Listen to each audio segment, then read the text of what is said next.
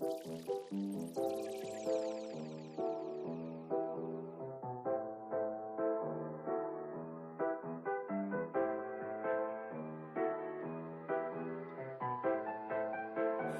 your hands, do your dance, stomp your feet, praise Him while you're here. Clap your hands, do your dance, celebrate, praise Yahweh's name. This is not a sad song, not a mad song either. I know it's been hard on you lately. Just take a breather. Tell God thank you. He gave you everything you have. Breath as life. We should be dead. We should be dead.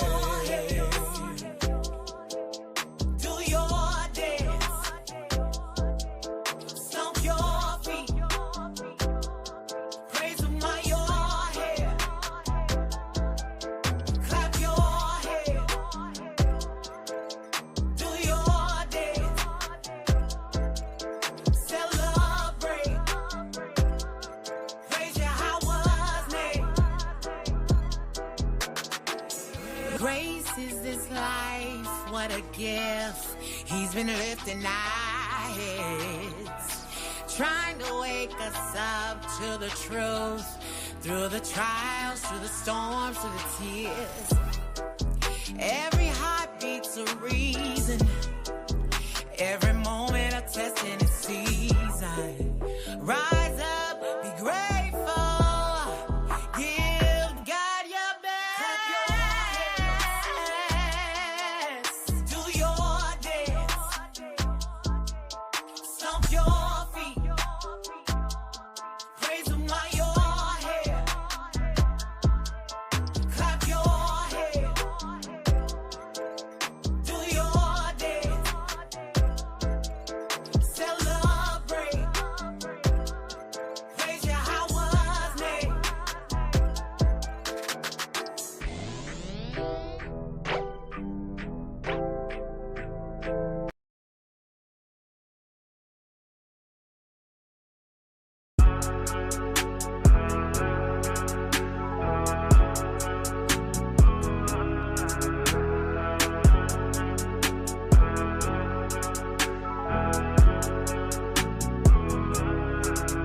Walking on waves, Abba, I give you the praise. I know you don't make mistakes. I should be dead in my grave because of your grace. I'm walking on waves. Nigga, Hill, I keep the faith. He keeping me every day. He never let me get away, so what can I say? I'm walking away, yeah. You held me through the impossible, God. Got me over every obstacle, God. I was a second from giving up. I kept my chin up and now I'm unstoppable, God. Though He slid me, yes, still I would trust Him. In a faith that I won't leave it for nothing. Took me through all of that fire, now I made a goal and I gotta thank Him for the oven. So what I'm looking like giving up, Yahweh Shai said it's Him or us. When it was all on the line, you sent your son to us just to pick us up. That's the reason why I give Him praise. I don't hold it down, I'ma send it up. Now I'm two stepping on water like I got the baking soda. Abba, I give you the praise. I know you don't make mistakes. I should be dead in my grave because of your grace. I'm walking on waves. Nigga, Hill, I keep the faith. He keeping me every day. He never let me get away, so what can I say? I'm walking on waves. Yeah. I'ma go hard, I don't care what it takes. Cause He took me out of that mental condition when I was still busting them plays. It was all white when I bought it, but after you rock it, it turned into beige. Give it a minute to air dry, when it's done, then it's back to the J's. So what I'm looking like giving up, Yahweh Shai said it's Him or us. When it was all up on the line, you sent your son to us just to pick us up. That's the reason why I give Him praise. I don't hold it down, I'ma send Him up. Now I'm two stepping on water like I got the bigger soda. Abba, I give you the praise. I know you don't make mistakes. I should be dead in my grave because of your grace. I'm walking on waves. Nigga, Hill, I keep the faith. He keeping me every day. He never let me get away, so what can I say? I'm thinking of Father, yeah. capper, but he really stepping. Ain't sneezing, but he give me blessings. His gangsta, I know not to test it. No way. He took me from out of the dirt. Really, my picture should be on the shirt. He giving me more than what I deserve. Gotta have a mighty God just to shine like this. Watch him do wonders, not talking my wrist. Fight with my mind, no need to use fists. Unless it's a demon, he get in the biz. And I'm thankful for what he's done for me. All these scripture keep me confident. Not praising God, they no bored to me. Walking on waves, Papa, I give you the praise. I know you don't make mistakes.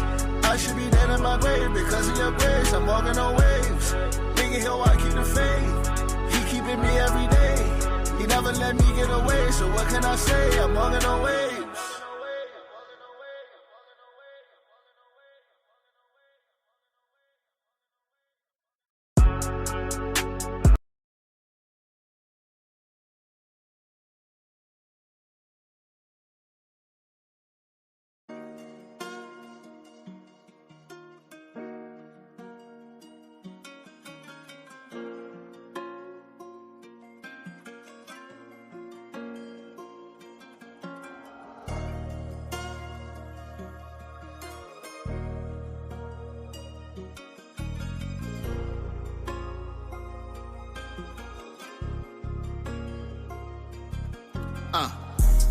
Westside Vulture Island, that's the city that I live. I've offended many, but it's still hard to forgive. Them broke so many hearts, there's only chrome hearts in the crib.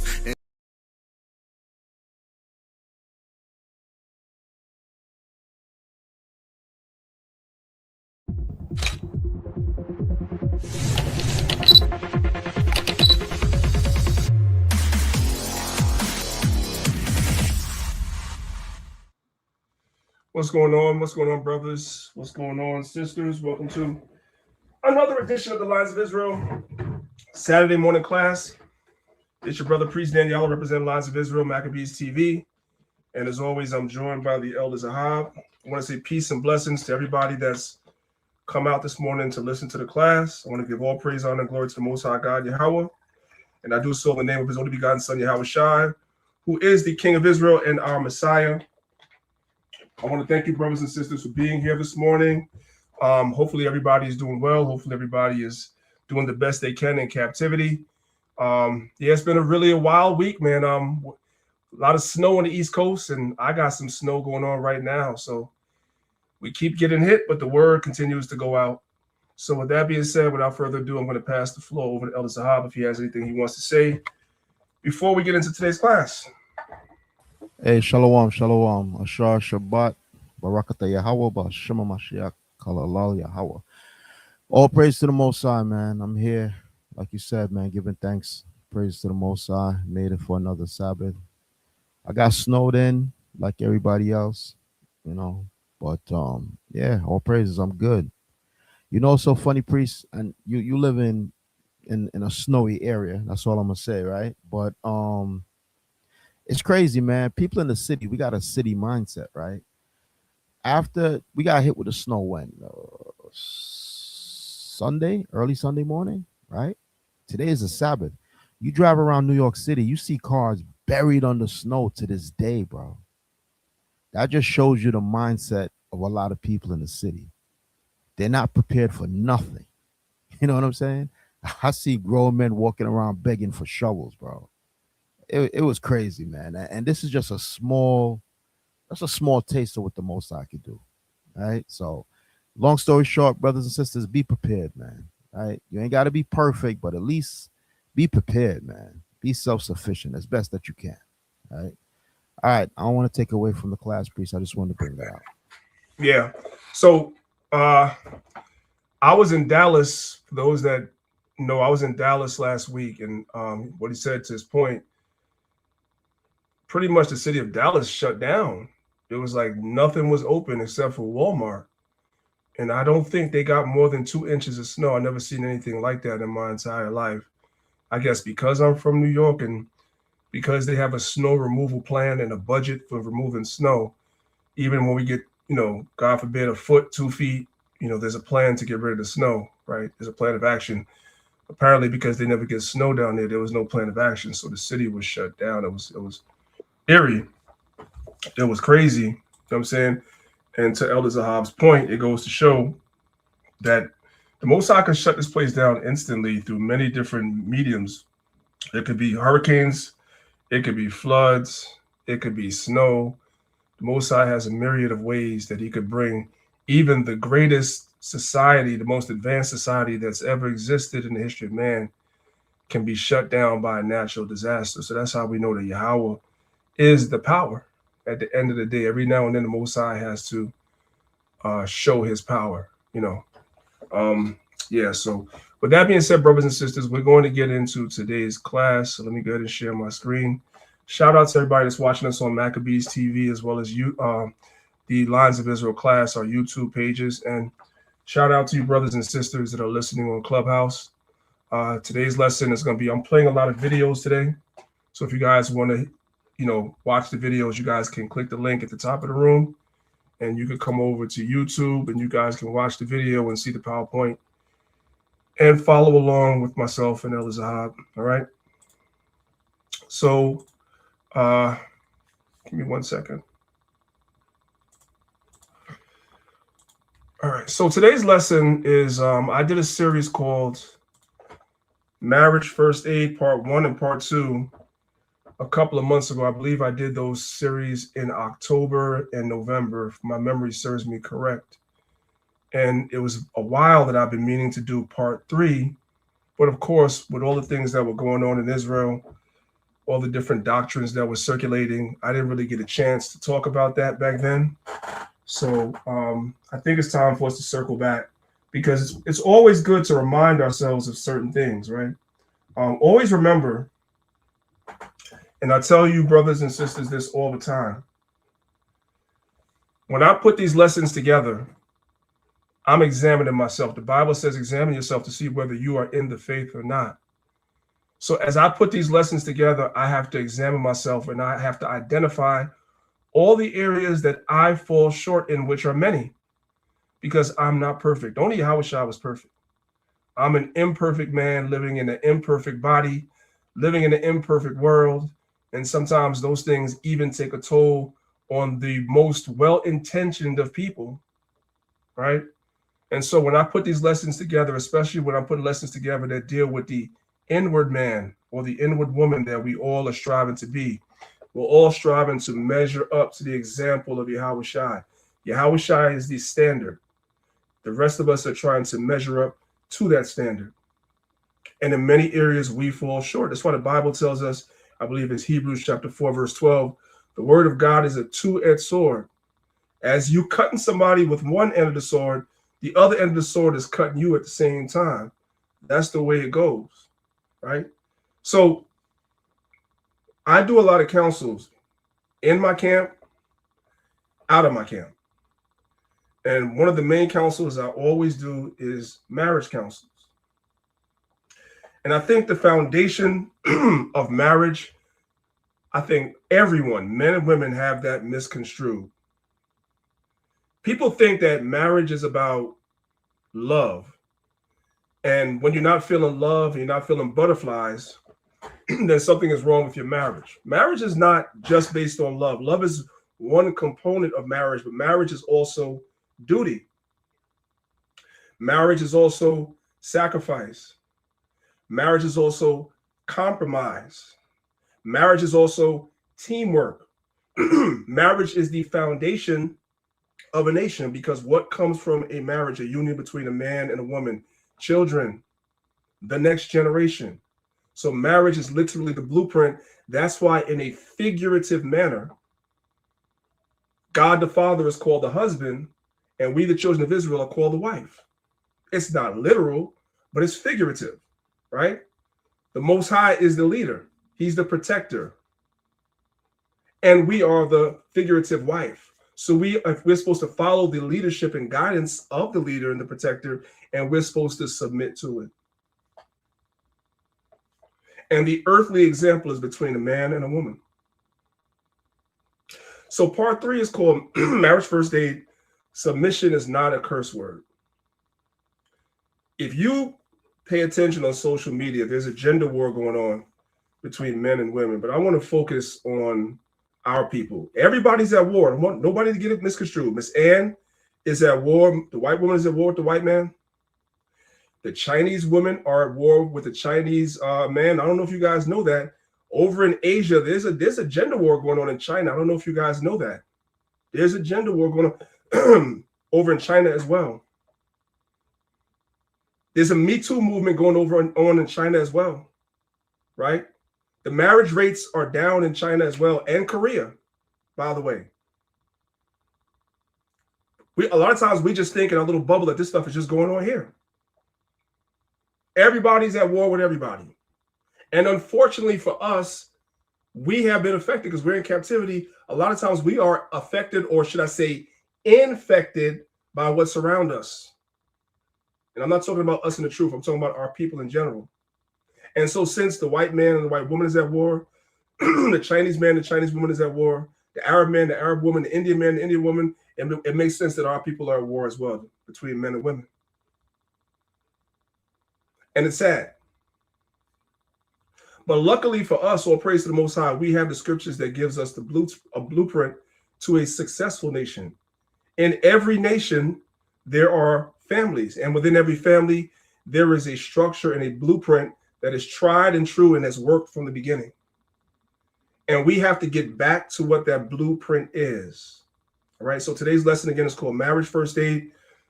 Submission is not a curse word, because in the world, to submit is to lower yourself. And that's not what submission is. Let's pick chapter 28, verses 45 and 46.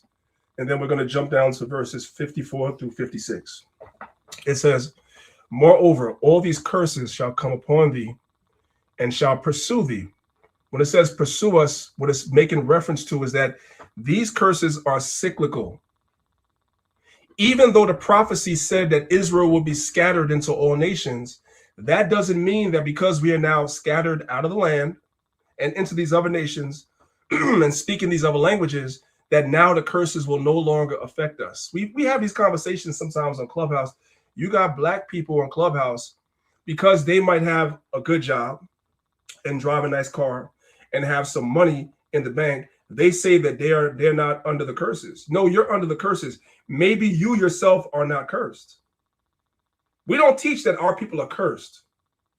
Let me stress that. We do not teach that our people are cursed. We're not cursed. We're God's chosen people. What we do teach is that we are under the curses, or if you want to use another word, because curses makes you uncomfortable, we are under the judgments for breaking God's laws. And we are under that as a people. It doesn't matter if you're doing well. Personally, financially, you are still under restrictions. You can't pick up and decide you want to leave the United States and go to another country without a passport. And in certain countries without a visa. And in certain countries without getting certain vaccines first. Certain countries you have to be vaccinated before you can go. So let's just say you have a good job, right? And you live in a nice house, you drive a nice car. So you decide you're not cursed. And you decide you're going to pick up and you're just going to get on a plane and go to another country. You're not going to get a visa. You're not going to get a passport. You're not going to get vaccinated. You're not going to go. They're going to turn you right back around. Because you are under someone else's, you are subject to somebody else's authority. That's a curse. We're not subject to our own rulers. We're under somebody else's authority. You get in your car and you decide to drive without a registration, without an inspection, without a valid driver's license. Guess what? You get stopped, you get ticketed, maybe even arrested. Starting today, today's February 1st, starting today, if you plan on traveling anywhere and you go to the airport and you do not have real ID or your passport, you are charged $45 as a punishment for not accepting their real ID, which is what they want you to do. And eventually the digital ID will come behind that and everything else behind that. You guys already know where we're heading. We're heading into a whole digital society. And you're going to either go along with it or you're going to be frozen out of society. You're not free. We are under judgments for breaking God's laws. All right. But that is an aside. I done already deviated. Let's get back to today's lesson. Moreover, all these curses shall come upon thee and pursue thee and overtake thee till thou be destroyed, because thou hearkenest not unto the voice of the Lord thy God to keep his commandments and his statutes, which I command thee this day. And they shall be upon thee for a sign and for a wonder, and upon thy seed forever. Now, this is how you identify who the Israelites are as we teach. You identify who the Israelites are not by doing a DNA test. A DNA test is going to take you and show you where populations in the world, maybe on the continent of Africa, maybe throughout Europe, so forth and so on, where people share similar DNA like you. Populations of people share similar DNA like you. That doesn't tell you who you are. Only black people are stupid enough to, I'm going to say it again.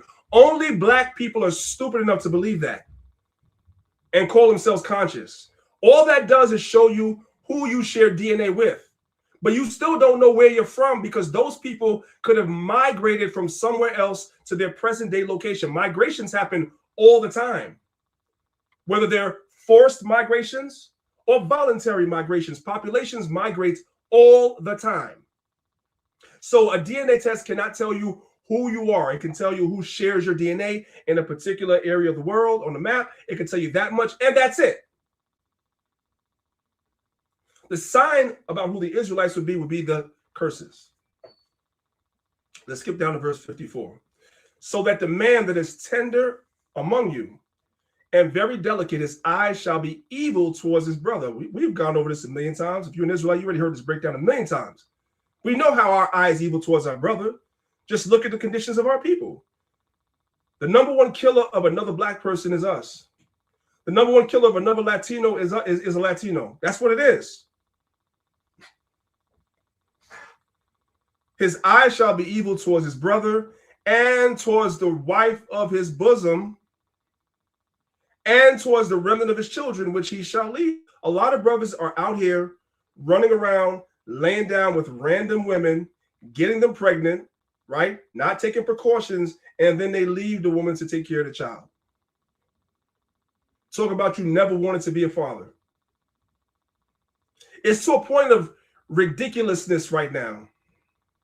I saw something the other day that really irritated me online. It really irritated me. I don't know why, but it just did. So you have this guy, this basketball player by the name of Anthony Edwards that plays for the Minnesota Timberwolves, right? I've gone over this with you guys before. Anthony Edwards, I believe, has 2 children by 2 different women, right? The first child, he claims, he's not with that woman either, by the way. Let's start there. According to prophecy, showing he's an Israelite, that's a sign, right? Because that's what our people do. He impregnates the first one. They're not together. She has a daughter. He's there for his daughter, right? There's images of him at her birthday party, so forth and so on. Okay, cool, right? So you're not with that woman. You would think that you would learn, okay, the next woman I'm going to get, I'm going to make sure that we're together. I'll make sure we have a family. The family is not broken. The home is not broken. No. He goes out and he lays down with I don't know if she was a stripper or whatever the hell she was, right? Something like that. And she gets pregnant and has a baby.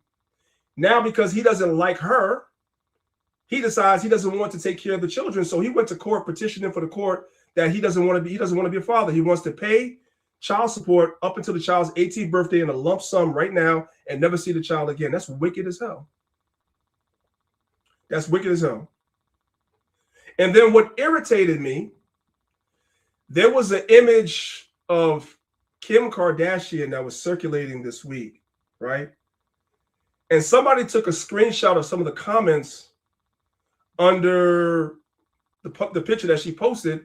And who do you think was posting a comment under the picture, thirsting for her?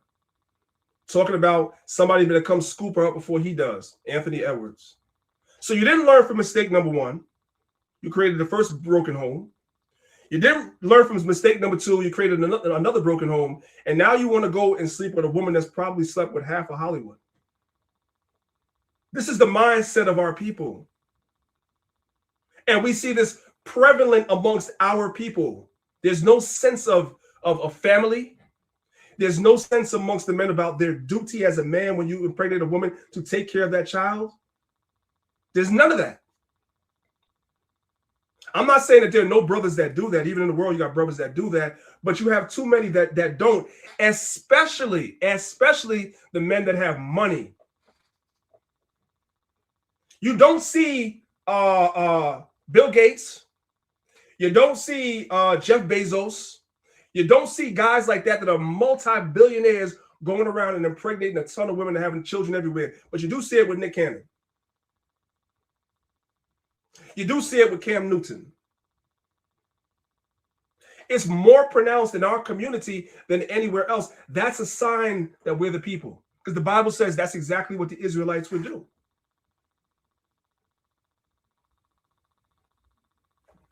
Let's move on.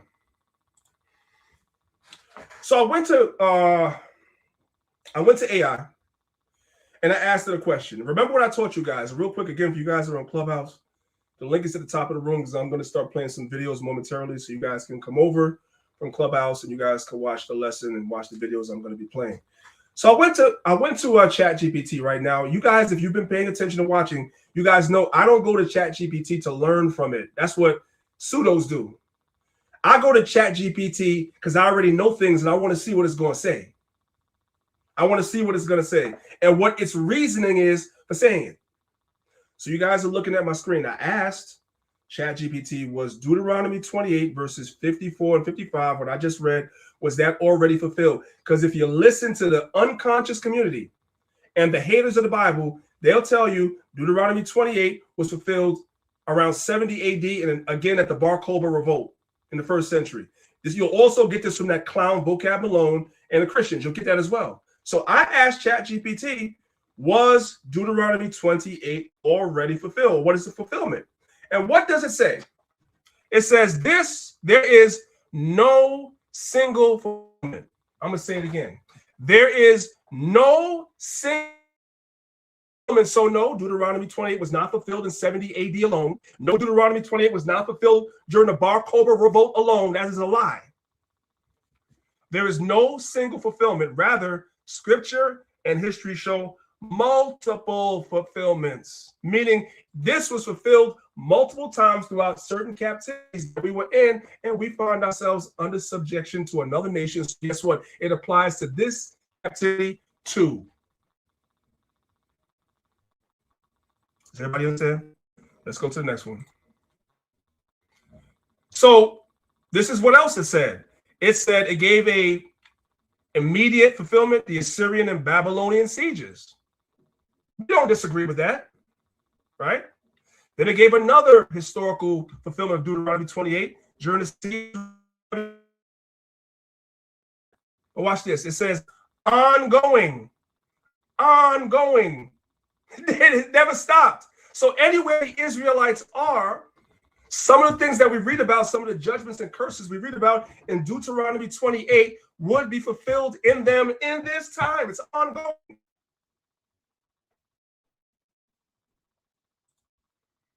All right. First, we have to know the difference between submission and subjugation. When we speak about submission, unfortunately for a lot of our sisters, their mind switches over to subjugation, and they're not the same. What is submission? Submission is a voluntary, mutual, and often respectful yielding of one's will to another for a common goal. You see Abraham submitting to Sarah in terms of kicking Ishmael out. He didn't want to do it. He did not want to do it. But he listened to her. He was the head. He was the leader. She called him her Lord. So she submitted to him overall. But in that particular situation, what she was saying was better. So the Most High told Abraham to hearken to her voice. Submit to what she's saying because she's right. So there are instances in the Bible where a man actually listens to his wife, and if you're smart, that's exactly what you would do. But in the structure of the household, the man is the head, and you as the woman should be submitting to him. That's what the Bible teaches. It should be voluntary, mutual, and respectful yielding of one's will to another for a common goal, representing strength. Submission is strength, actually, believe it or not. Now, subjugation is forced. It's involuntary and absolute, treating individuals as objects through fear, intimidation, or dominance. If you are a man and that's the way you're treating your wife, you tell your wife things through means of fear or intimidation or dominance, and she goes along with it, then you are literally subjugating her. You must know the difference between the two.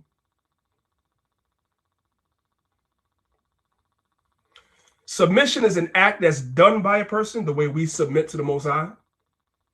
And subjugation is something that's done to you, meaning you're forced. So understand the difference. Submission is not subjugation. Do not let these bobblehead females on TikTok or on any of these other apps poison you sisters' minds. Submission is not subjugation. All right.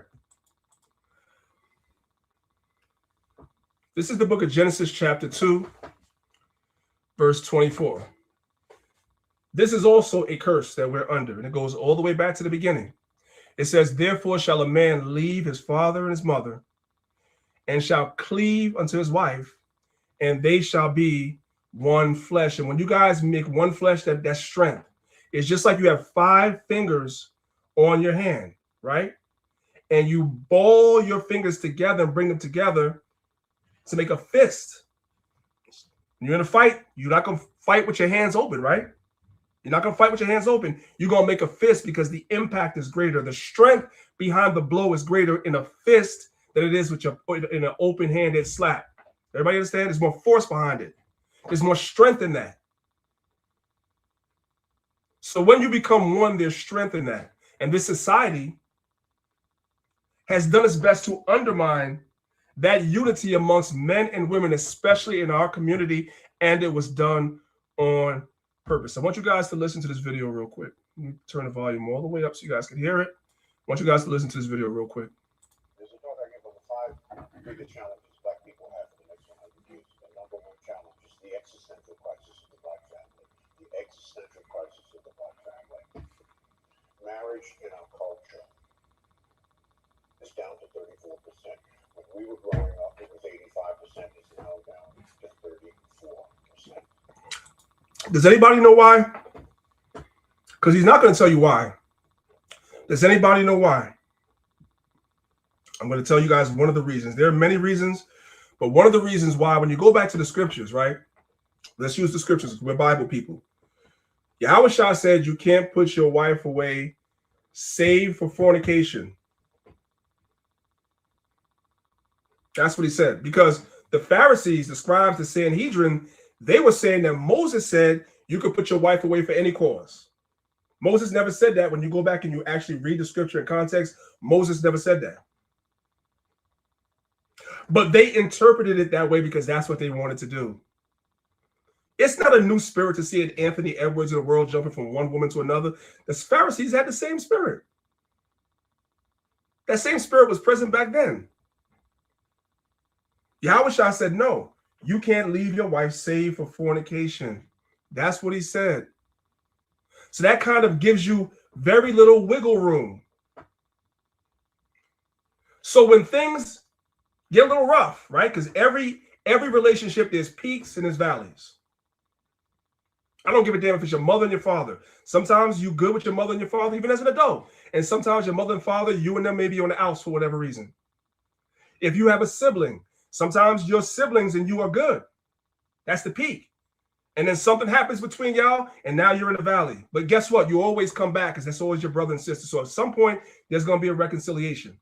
At some point with your parents, there's going to be a reconciliation. Sometimes you have peaks and valleys with your children, your very own offspring. There are times when you and your children are in a good place, and there's times where you and your children, you can't stand the sight of them. I'm in that place right now. I'm in that place right now. I'm in that valley right now. But at the end of the day, at some point, I'm going to have to make reconciliation because that's still my seed. You get what I'm saying? It's funny to me how we understand that, But as soon as it comes to marriage, we don't understand that no more. And that's why Yahushua made it so difficult.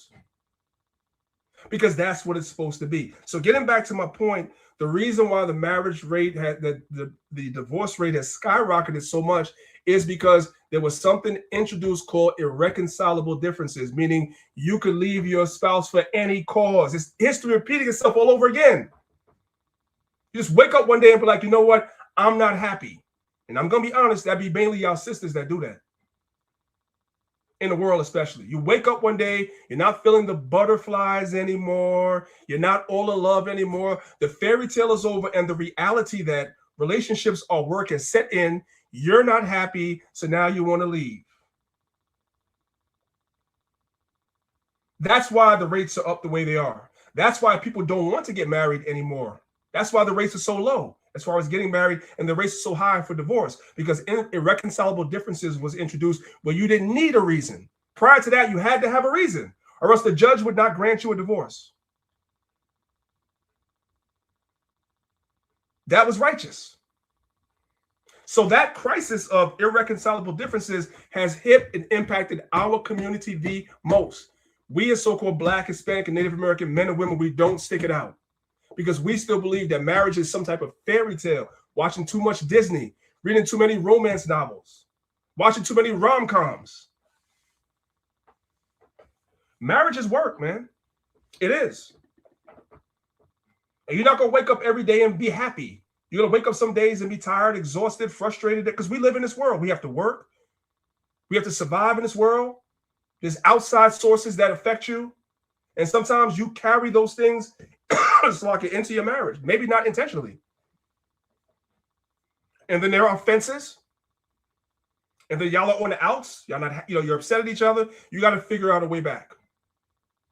Because you can't put her or him away safe for fornication. See what I'm saying? Anyway, let's continue. 71% of our sisters are not married, 29% will never get married, 63% of our brothers are not married, 30% of them will never get married. There is no culture in the history of humankind that has risen to maximize their full human potential without family at the center of their culture. There's no civilization in humankind that has ever maximized their potential without family at the center of the culture. Look at our community and y'all tell me, is anybody really surprised we're at the bottom? Where is the family? It's destroyed. Our sisters have been taught that they don't need no man. I don't need him. I'm strong and independent. You have sisters that are in relationships that will say, I'm independent. That's a recipe for failure. The very essence and meaning of relationship is dependency. A relationship is interdependency. That's the only relationship that can be successful. An interdependent relationship, not two independent people. You over there doing what you want to do. I'm over here doing what I want to do. That's a recipe for failure. It should be interdependent. You depend on me for A, B, C. These are my roles in the relationship. This is what I do. This is what I bring to the table. I know people hate that phrase nowadays, but that's what it is. So you can depend on me for A, B, C. And your partner's supposed to bring D, E, F. And you can depend on them for that because you may be short on D, E, F. But if your partner's bringing that, you depend on each other. And y'all bring it together, and that's the strength. Until we realize that, we can never be strong. We're going to stay on the bottom. And that's why there's such a push on social media to really push this gender war. And our people are highly affected because our people love social media. Our people have TikTok brains. They sit on TikTok all day from morning to night, and the algorithm is feeding them all this toxic information. It feeds the women toxic information about the men. It feeds the men toxic information about the women. And then we're looking at each other with suspicious eyes, don't want to come together. But we are having sex, though. Let me say it again. We are having sex, but we're not coming together. We are having sex. That's where the babies is coming from, out of wedlock, because we're doing that much. I might not like you. You may not like me, but we still gonna have sex, right? Knowing that we don't like each other, knowing that we have no intentions on being with each other. Then the baby gonna come and he ain't gonna want nothing to do with it. You see what I'm saying? That's where we are. And then when you add in the music we listen to, which is controlled by people that's not a part of our nation, the people that wear the small hats on their head, they're the ones that push and promote this music into our community. And the music is also highlighting the fact that everybody wants to be single and playing the field. That's what they want to do. This is being fed to us on purpose. Because there was a time prior to the civil rights movement, prior to the civil rights movement, like prior to the 60s, Black people were the most married people in America. When I say most married, the highest rates of marriages was in our community. Coming out of slavery, the highest rates of marriage was in our community. And we built strong communities that were eventually destroyed, as we know. And we've never recovered since then. Then your man Franklin Roosevelt brought in the New Deal. Social services were introduced. Eventually, the man was moved out of the house in order for our women to get social services. And you guys could see the decay of our community from there. And let me say this too, and I know I'm deviating a lot, but I'm just going in the spirit. Let me say this too. I was watching, and maybe you guys have all seen it before. Here in New York State, I know Zahab knows this. In New York State, right? In the city in Brooklyn, you have an area of Brooklyn called Crown Heights, right? Crown Heights, Brooklyn is where a lot of the small hats, the ones that wear the black suits and the black hat look like Abraham Lincoln, whatever. That's what they are, the so-called Hasidic small hats. They have a big community. Tens of thousands of them live in a place in Brooklyn called Crown Heights, right? But New York City is getting expensive. So what happened was you had this one synagogue that was there, and you had two guys that were in there fighting for power. I don't know if they were brothers or whatever. They might be related. I forget how the story goes. I'm just going to give you guys the basic story. You had two guys fighting for power in the synagogue, right? So there was a split. We always talk about splits in the Israelite communities. There was a split in that synagogue. That synagogue has tens of thousands of members. There was a split in leadership. And one leader took the people that followed him and moved upstate New York to a city called Muncie, New York. You have a big enclave of small hats up there. And most of those small hats are on welfare in Section 8. They up there on welfare in Section 8. How do they do it, Priest Daniela? They never get married on paper in Esau system. They don't. Because if the man is in the household, the women are not going to be able to get welfare in Section 8, right? They want to take advantage of the system. They want to make you and I the faces of welfare. But really the face of welfare is the so-called small hats. It's them. So they don't get married on paper. The woman goes to, well, let me go back. They don't get married on paper, and they have a lot of children. Many of those couples have 4, 5, 6, 7 children. They reproduce a lot. So now the woman goes to social services, and she's got 5 kids by herself, and they rent her Section 8 and welfare. The man lives there. But they work together. So there was a white guy this week. It was up on my TikTok feed. A lot of videos kept popping up on my TikTok feed of this white guy that went upstate and he was interviewing them. All the men that were walking around, he was asking them, "What do you do for a living?" And they all said, "Nothing. I don't do anything." So how do you survive? My wife gets welfare. One after the other. It was funny. I had to laugh. But what I'm showing you guys is that this is them working together. Even though social services were introduced, right, into their community, they did not allow the social services to break their family up. You know who did that? We did. We're stupid enough to do that.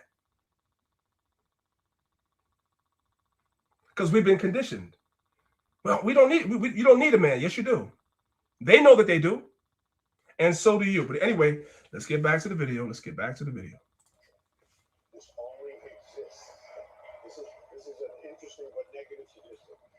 this phenomenon of the existential crisis of our family only exists among African American black people. It does not exist on the continent or anywhere else in the diaspora. So there must be something in the water. We must fix this. Did you guys catch that?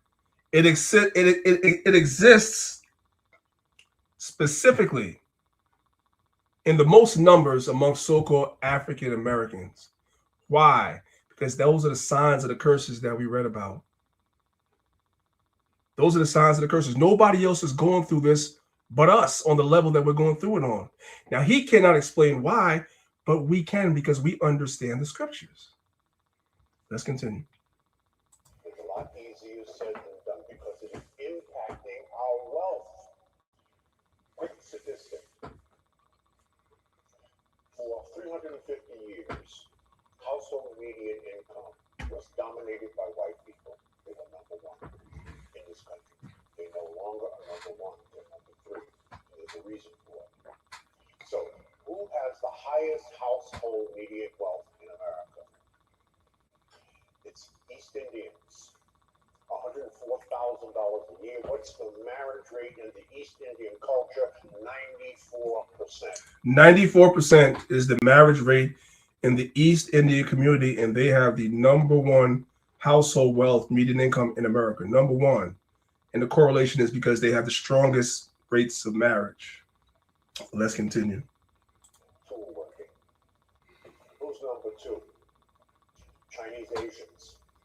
Household median income $110,000 a year.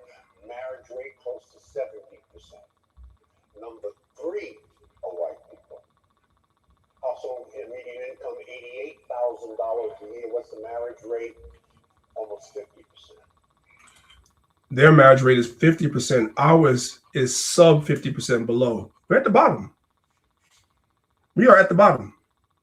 That's why we are at the bottom when it comes to wealth as well as a community. It is what it is. Down significant. Number four are Hispanics. Household median income $61,000 a year. Marriage rate close to 70%. We are at the bottom. Household median income $55,000 a year. I want to go back and I want to focus on that. The median income of an African American household, which most of our households are headed by women, a lot of our women are single, right? Even if they have children, the median income is $55,000. That's it.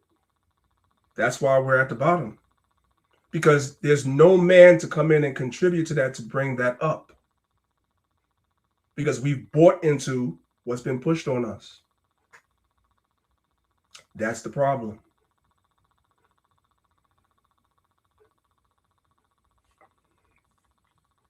At the bottom. Household median income $55,000 a year. Marriage rate 34%. And projected based on facts and statistics that if we do not fix this, because white folks ain't fixing this, our marriage rate will be in the low teens in the next 20 years. This is an enormous challenge. As a whole talk by itself on how do we fix it. It can be fixed, but we have to, first of all, understand that this is a problem. No one's talking about this problem. This is a huge problem. It's the number one problem in our culture. So we must fix it. And that's because we don't know we don't know how to work together. We don't want to work together. And each party does not want to play their role. That's the problem. The men want to be the women in our community. I ain't talking about the Israelite community. I'm talking about in general. The men want to be the women and the women want to be the men. And that's being done and pushed on purpose. Genesis chapter 3. Starting from verse 1, it says, "Now the serpent was more subtle than any beast of the field, which the Lord God had made. And he said unto the woman, Yea, hath God said, Ye shall not eat of every tree of the garden? And the woman said unto the serpent, We may eat of the fruit of the trees of the garden, but of the fruit of the tree which is in the midst of the garden, God had said, Ye shall not eat it, neither shall ye touch it, lest ye die. And the serpent said unto the woman, Ye shall not die. Ye shall not surely die. For God doth know that in the day ye eat thereof, then your eyes shall be opened, and ye shall be as gods, knowing good and evil. And when the woman saw that the tree was good for food, and that it was pleasant to the eyes, and a tree to be desired to make one wise, she took of the fruit thereof, and did eat, and gave also unto her husband with her, and he did eat. And the eyes of them both were opened, and they knew that they were naked. Now I'm going to turn this video all the way up, and I want you guys to listen. I keep telling black women that to raise a child, they say, well, I provided with food, clothing, and shelter. That's not raising a child, that's maintaining one. To raise a child, you need a parental coalition of a man and a woman. We have sons who are, by not having a father in the home, they don't know how to respect women. They take on the black feminine female emotionalism. They're doubtful, they're indecisive, they can't make a decision. They don't know what to do about being a man, but we can't teach them that. We don't have that knowledge. We have daughters who grow up in a home where they don't see any affection, where there's no man there. They go out into the world and try to mate. They don't have no idea how to be no woman to no man, how to function in a house with a man, because they haven't seen it. Most of our children, just like us, get all the information we have about how you be with a mate off television. And now off the internet. And that's not real. Let's continue. It's the only medium that shows us anybody being together. Those rules have not worked for us. The white woman's liberation movement, we don't have anything to do with that. We have not been under the control of the black man for over 500 years. So what do we have to get liberated from them from? Right. That's very, very important. The feminists, Gloria Steinem and Angela Davis, they convinced even our women bought into that the men were subjugating them. But as Shahrazad Lee is so rightly pointing out, our women have not been under our control since we've been in this country. Not really. Not really. They have not. So you didn't need no liberation from your man. That was fake. See, during slavery, we worked together. You read about stories of slaves, male slaves being punished by their masters where they weren't given food, right? And you would have a black woman that may have been nursing. So she has the colostrum, right, that she feeds the baby. And she would actually give that to her husband so that he had some type of sustenance, whatever, while he was being starved out by the white man. We worked together. It was never me against you or you against me. But we fell for the propaganda. Let's continue. They haven't been our fault. That's the white woman and her man. They're going through that, and that's their business. We don't have any business being in that. They only introduced it to break down the civil rights movement. Civil rights movement started with the black man, the black woman, and the black child standing together, trying to plead for freedom, justice, and equality, and more benefits in the country that they had to appeal. They threw the white woman in there with the women's liberation movement and made it a woman against man thing. That created a big separation between black men and black women, because then everybody started going for self. Then they bring the welfare system in and tell us in order to feed and clothe and house our children, we have to give up our man. We have to put the man out of the house. Right, exactly. But the so-called Jews, they keep the man in the house when they get on the welfare system. That's the difference between us and them. Let's go. When the white farm wife goes to the government for subsidy for the farm, they don't tell her to get rid of the farmer. They keep that family together. But in the black community, they make it a requirement, because they want to keep endorsing into the black community that the black man is no good, and that he is not deserving of respect. He is not deserving of us letting him give us any protection or instruction, and that we are better than them. Pay attention. All right. I don't think anything else needs to be said. I think she said it all. Let's go to the next slide. This is Deuteronomy chapter 6, starting from verse 1. It says, Now these are the commandments, the statutes, and the judgments which the Lord your God commanded to teach you, that ye might do them in the land whither ye go to possess it. Verse 2. that thou mightest fear the Lord thy God, to keep all his statutes and his commandments, which I command thee.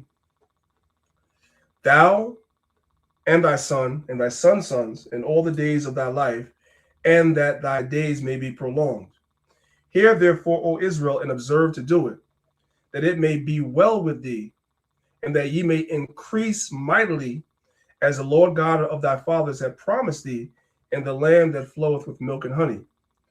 Verse 4, Hear, O Israel, the Lord our God is one, and thou shalt love the Lord thy God with all thine heart, and with all thy soul, and with all thy might.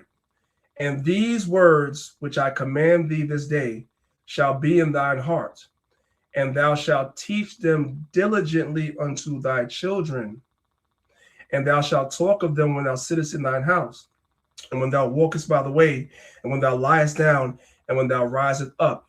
Children learn by hearing and seeing, not what you say. The reason why subsequent generations repeat the same mistakes over and over again is because their parents told them one thing, but they observed their parents doing something else. You can't be out here and be a whoremonger as a man, jumping from woman to woman to woman, impregnating woman after woman after woman, not taking care of your children, and expect for your son to be a good husband. He don't care what you said. Hey, son, don't be like your dad. You know what I'm saying? He ain't listening to that. He's looking at what you're doing. That's the example. It's almost like when we try to bring people into this truth, into this way of life. We give them 1,000 scriptures, and they're looking at us, and our life does not reflect the breakdowns or the scriptures that we're giving them. Which one do you think is teaching them more? The breakdown that you gave them or your actions? Your actions is what teaches them. It's the same thing with children. Children imitate and mimic what they see. It's sad to say, I know so many people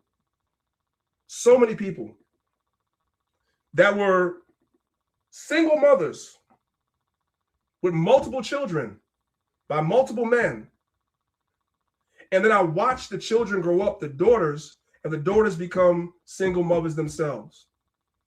I've watched it. That doesn't mean that the mother didn't say, hey, don't be like me. But while you were saying, don't be like me, when you was looking around, you thought nobody saw, you was doing something else. And your children saw. Your son saw the rotation of men coming in and out. He saw that. That's all he knows, right? So that's what he becomes. Or you as a man, you were absent out of your son's life. You weren't really there present. I'm not even gonna say that you were completely absent. You may have been, he may know you, but you didn't really take care of him. You didn't, provide. You didn't really spend any time with him. You didn't really teach him anything. And then he becomes an adult, and all of a sudden now you think he's supposed to do what you tell him to do. No, he's gonna follow your example. And he's gonna be unproductive. He's gonna be a deadbeat father, well, just like you. Children learn by hearing and seeing. That's why we were instructed to teach our children diligently. You teach them the commandments both in word and action. That's the idea.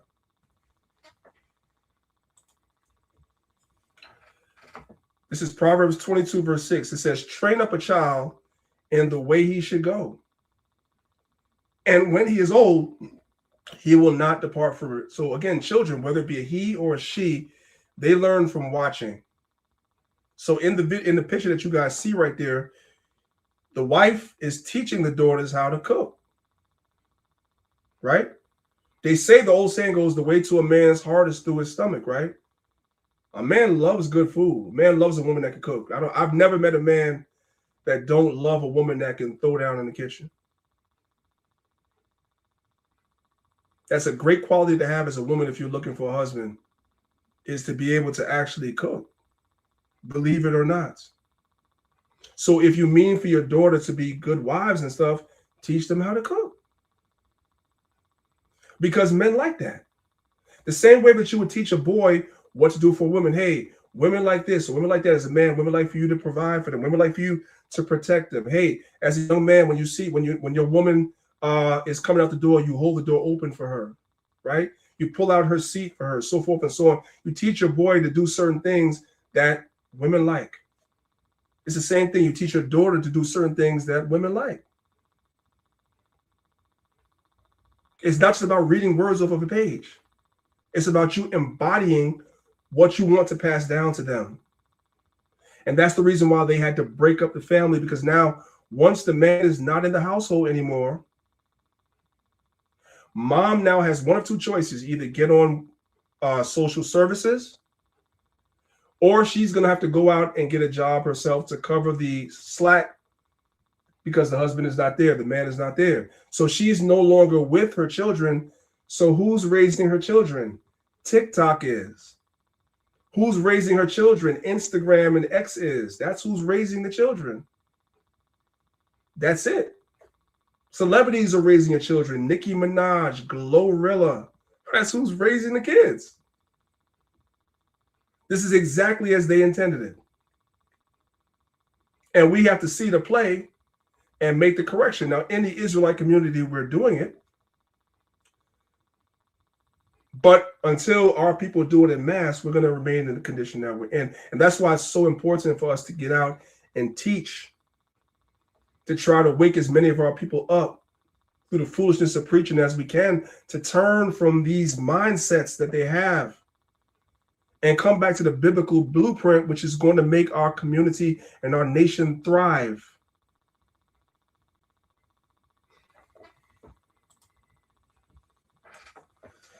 This is Sirach 26, verse 14. It says, a silent and loving woman is a gift of the Lord, and there's nothing so much worth as a mind well instructed. There's nothing like a woman that's respectful and well instructed and understands the scriptures and understands the roles in the Bible and understands her submission is not subjection. If you have a woman with that mindset, you have a gift from God. This is Proverbs 18, verse 22. Whoso findeth a wife findeth a good things and obtaineth favor of the Lord. This is one of the most misunderstood scriptures. It is not telling you that every woman is a wife. It's implying that to find a wife, a woman whose mind is well instructed, that's a gift from God, and the Most High shows you favor, because in this day and time, in this society, with all the external forces that's out there, it's very hard to find a woman whose mind is well instructed. It's very hard to find a man whose mind is well instructed. So when the Most High gives you that, that is a gift. And you should treasure it. This is Proverbs 19, verse 14. It says, house and riches are the inheritance of fathers, and a prudent wife is from the Lord, because you could end up with a woman that's not prudent as a man. So again, when the Most High gives you these things as a man, you got to treat these things with great care, because the Most High gave you a gift.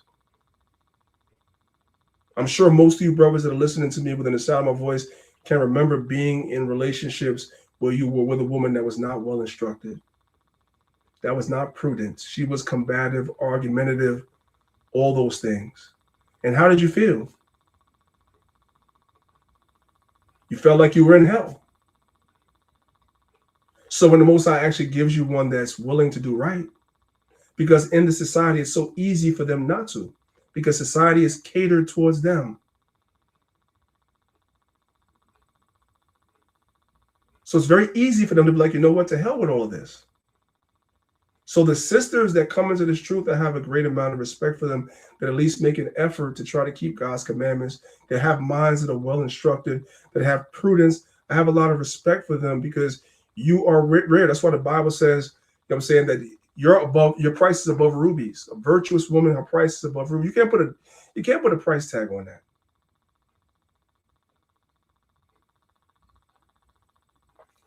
This is Psalms 19, verses 7 through 11. It says, the law of the Lord is perfect, converting the soul. The testimony of the Lord is sure, making wise the simple. The statutes of the Lord are right, rejoicing in the heart. The commandment of the Lord is pure, enlightening the eyes. The fear of the Lord is clean, enduring forever. The judgments of the Lord are true and righteous. More to be desired are they than gold, yea, than much fine gold. Sweeter also than honey and the honeycomb. Moreover, by them, talking about the law and the statutes, is the servant warned, and in them, in keeping of them, there is a great reward. All right, so let's move on. This is 1 Peter chapter 3, verse 1. It says, likewise, ye wives, be in subjection unto your own husband. Now, it didn't say be, it doesn't say it. So basically what it's saying is you have to be in subjection unto your own husband, right? To your own husband, that if any obey not the word, that they also, without the word, be won by the conversation of the wives. Here's an example. I know that I've experienced some sisters that have come into the truth, right? And they've had a husband that wasn't really in the truth. And they've called me or they've come in my inbox and asked me would I counsel their husband. Again, what I said earlier, you could be the very thing, your action could be the very thing that brings your husband into the truth. You're trying to show him scriptures and break down, so forth and so on. He's not getting it. But if you just live your life according to scriptures, you and your actions could be the very thing that bring that man into the truth. A lot of sisters don't understand that, and brothers as well, if you have an unbelieving wife. Your actions say way more than you reading a bunch of scriptures off a page. There's nothing wrong with reading scriptures and precepts, but your actions are what can win somebody over, right? If that man loves you, I'm talking to the sisters specifically, you come into this truth, you have a husband that's unbeliever. If that man loves you, right, that man's going to be willing to do certain things to please you as well, to appease you. So all of a sudden now, you're the person that's in the house and you're the cook. So because you're an Israelite, you're no longer going to cook shrimp, lobster, crab, pork, etc. for your husband, right? If that man really loves you, after a while, he's going to, at first, he might buck up against it. But after a while of seeing the way you carry yourself and the changes you've made as you begin to start really following the scriptures and applying the scriptures, and he'll see certain changes in you and stuff like that, he'll acquiesce little by little until eventually, before he knows it, he's an Israelite too. Sometimes it takes time. Sometimes we are so impatient, like we want, because we wake up at a certain time, we want somebody else to wake up at the same time we do. No, everything is in the Lord's timing. All right, continue on, verse number 2. While they behold your chaste conversation coupled with fear, right? They're watching your action. They're watching what you talk about. You're no longer talking about celebrity gossip anymore. You're no longer talking about clubbing and this, that, and the third anymore. You're no longer gossiping with your female friends anymore about frivolous stuff. He'll notice that. He'll notice that. Verse 3. Whose adorning, let it be not that outward adorning of plaited hair and the wearing of golds or putting on apparel. Now, Christians get this misconstrued and say, but this is Peter saying that you can't wear these things. No, that's not what it's saying. It's saying that when you put more effort into your outer, right, you can wear the most expensive, the most extravagant hairstyle, and you have the most jewelry and the most rings and this, that, and the third, but inside there's no substance. What it's saying is that the substance inside should shine more than what you have on the outside. That's what it's saying. You ever saw somebody, this could go for the men or the women. You ever saw somebody that's well put together? It might be a man or a woman. The guy's well dressed. He's in a suit. You know, he got nice shoes on. He's groomed well. His hair looks good, so forth and so on. And then he opens his mouth, and all of a sudden you're like, oh, hell no. Right? And you see the woman the same way. She's dressed really well. She looks good, right? But you haven't heard her talk yet. And then she gets to talking, and you're like, oh, no, I'm good. You don't want to be that type of person. You want your beauty to be really from the inside more so than the outside. You can wear gold. You can wear nice apparel. Nobody's saying that you cannot have nice things, but that cannot be your personality. It's too many of our people, and I'm sorry to say, especially a lot of our sisters, A lot of our sisters are supremely materialistic because we live in a day and age where it's materialistic. That's why this whole idea, especially on TikTok, and TikTok is infested with this, where you have 100% almost of our women outside of truth talking about they want a man to come in, and when they say they want a provider, they're not talking about a man coming in and providing and basically taking care of the necessities of life, like, you know, your bills, so forth and so on. They want a man to provide them with a luxury life. You're going on extravagant vacations. You're going to 5-star steakhouses every week. And by the way, in case nobody told y'all, a lot of those 5-star steakhouses like Ruth Chris and Papa Do's and stuff, if you ever buy the steak is mid. It's not even that good. It's not even that good. First of all, you got Edomites back there preparing it. It's not even seasoned the way we like it. I'm telling y'all, it's a waste of money. You go in there and get a tomahawk steak and pay $250 for a tomahawk steak that's mid. But a lot of our sisters have TikTok brain and Instagram brain, and they want to get dressed up in the Louis and the Prada and this and that, and go to these fancy steakhouses where the tab is going to be $1,000 or more to go eat a mid-meal to take pictures to put on the gram.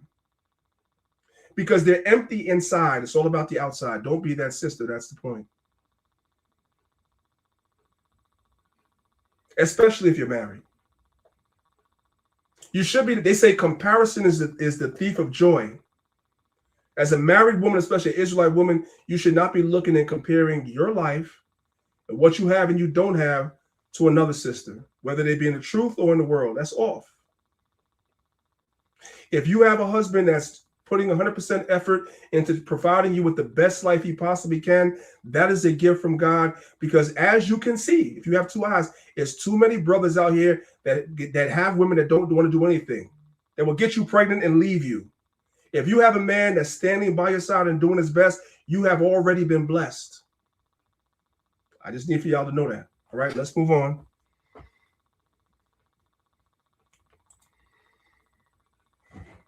This is their face when they hear the word subjection. So I wanted to do a comparison. So we have 1 Peter 3. We just read it. Likewise, you wives, be in subjection to your own husband. Right? Then you have Ephesians 5:22. It says, wives, submit yourselves unto your own husband. Now, I know somebody was like, wait a minute, you said it's submission, not subjection. You thought I contradicted myself, but I didn't. Let's come back here. It was the translator's choice to use two different English words here. This word right here gets sisters triggered, but this right here definitely gets sisters triggered because we read earlier that subjection is to be forced. So it sounds aggressive. But actually, when you look at the Greek, it's the same word. It's hypotasso. It's hypotasso. It's the same word. Why they chose to use different English words, I don't know. But don't take this word subjection as though you're being forced. It's something that's supposed to be done willingly, according to the scriptures. You're not going to be put in some type of subjection where your man is physically intimidating you or abusing you. The Bible does not promote that. That's why we over here at Lions of Israel, that's why we go into the Greek and the Hebrew to see what's there, because these things can be confusing. And some of these ideas can also turn people away from the scriptures if you don't make it make sense for them. All right? All right.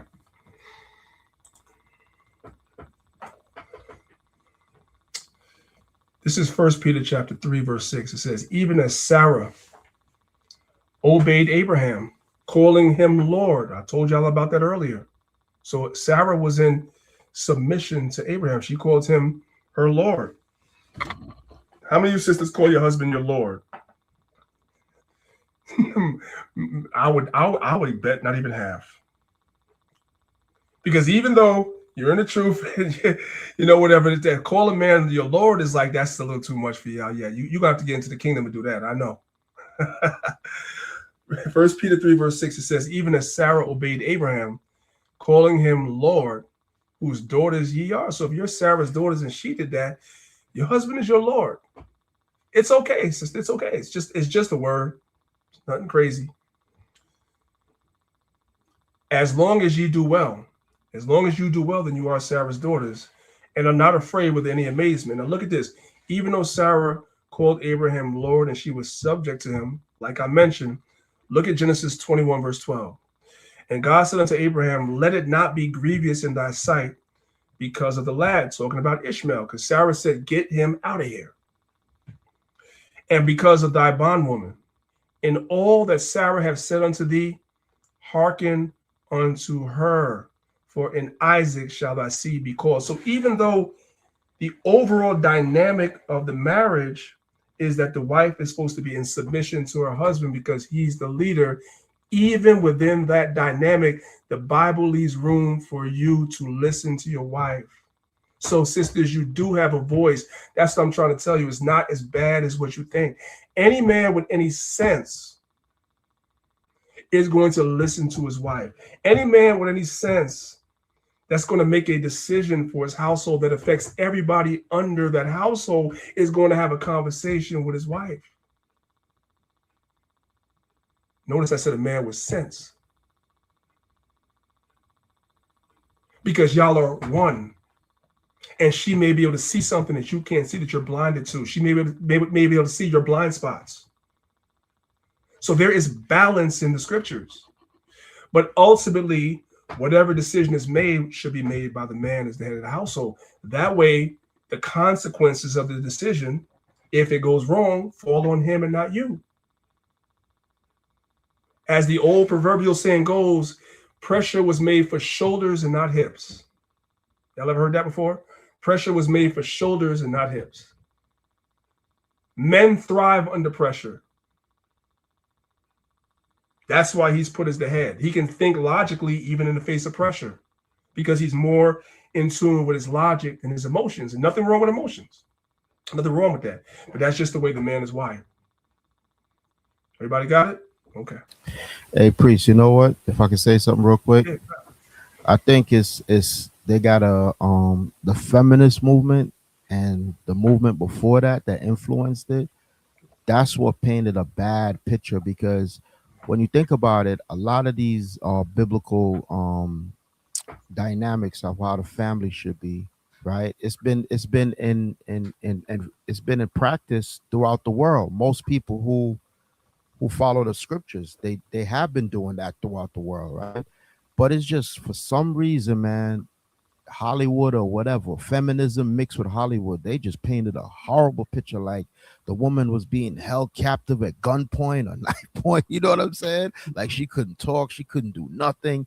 I don't think that's what it was. I think that narrative was brought about through feminism and all that to make us believe that, oh, it was so horrible and blah, blah, blah.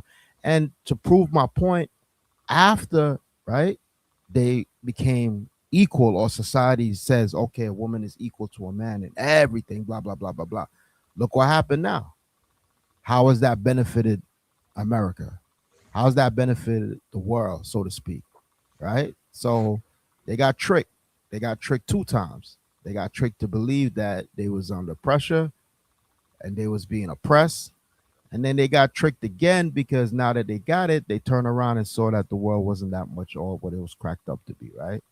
So now you sit here by yourself. You're like, well, you're a woman. You don't need no man. And it's leading down the road of loneliness, destruction, this, that, the third. And now everybody who come to America, they follow it. Not only that, America export it. So now the whole world, like you said, you got Asians, you got the gender wars in all these countries, right? So there's no place where you don't see the gender war. I just wanted to bring that out, man. The devil is a lie, man. And that devil, he just transformed everybody. He just painted a picture to make it look like, yo, you was really under pressure. You was really being a second-class citizen. No, you wasn't. Because I'm pretty sure in the snowstorm, back to the snowstorm, Priest, a woman wouldn't mind being a second-class citizen, having a man come out there, dig their snow out, right? But because, you know, they by themselves, they got to do it. So I just wanted to bring that out real quick. The amount of videos I saw on TikTok this week of single women talking about they wish they had a man to shovel the snow. I saw so many videos like that. And most likely, I was saying to myself as I was watching, it's not because in my mind, as I'm, thinking in my mind as I'm watching the sisters, I'm like, more likely than not, if I was to know you, I bet you it's not because you can't get a man. It's not because men are not interested in you. It's that when they get with you, you can't submit. You can't submit. You can't really work with a man and get along with a man. That's why you don't have one. You're not an unattractive sister, but it's your spirit. And a lot of sisters in the world, that's the problem. It's very easy for a woman to get a man. Very easy. Very easy. All they got to do is walk outside, put on a nice outfit and walk outside, and you could get a husband for it before you get back home, right? But now, can you keep that man? And what does it take to keep a man? We got to ask them that question too. And a lot of them fail on that question as well. Going back to what I was saying, another example of somebody listening to a woman, even though he was a heathen, right? When Esther went to the king about the oppression that our people were under, right? The king listened to her. He didn't have to. She was scared that he wasn't going to listen to her. Matter of fact, she wasn't invited. He didn't invite her to come. She was scared he was going to kill her for showing up uninvited, right? But she went to save her people, and he listened to her. Now, of course, we know the story. He listened to her because she was beautiful. Let's be real, right? But he listened to her. And that's the value of, again, not being an empty shell, like we read before, not being an empty shell where you're plated in all this gold and, like it says here, and the outward appearance, but there's nothing upstairs. No, you got to be like Esther. You got to have something upstairs that when you actually open your mouth, there's something of substance is actually coming out. That's the point. And people will respect you and listen to you. Even people who you are in submission to will still value your opinion. That's why you have, if you look at the way a kingdom is established, you have a king, right? But the king has advisors, right? He could just be absolute, like, I don't want nobody's opinion, right? But even though they submit to him, he still listens to what they tell him. And in many cases, he takes their judgment and he follows it. That's what David did, right? But guess what? Rehoboam didn't do that. Rehoboam was given counsel by people that submitted to him, but because he was the king, he's like, to hell with your counsel. I'm going to do what I want to do. And we see how that turned out for him. So no wise person in a position of leadership, whether it be over a congregation, whether it be a king, or even in a marriage, is not going to listen to people that might submit to him if he perceives you to be someone that is prudent, like it said in the book of Proverbs. That's the idea. Be someone that's wise. When you open your mouth, you say something of substance. That's the idea. Let's move on. Ephesians chapter 5, verses 1 through 21 is a general admonition or admonishment to the church of Ephesus, which ends with the members of the church submitting themselves to each other. You have the leadership, you have the members, so forth and so on, and they all submit themselves to each other. Even though that there's a hierarchy or order, they all submit themselves to each other. Even though there is a leadership team, the leadership team must also practice submission, i.e., listening to members, listening to suggestions, listening to concerns, listening to gripes, and factoring all those things into your decisions. When we have our camp councils, we open the floor and people are able to tell myself and Elder Zahab their opinions, their concerns, their suggestions, so forth and so on. And then we try to make decisions based on that, along with our wisdom. We make the best decisions we can for the camp, but we always factor in people's, like I said, suggestions and concerns. So as a man in a marriage, you should be doing the same.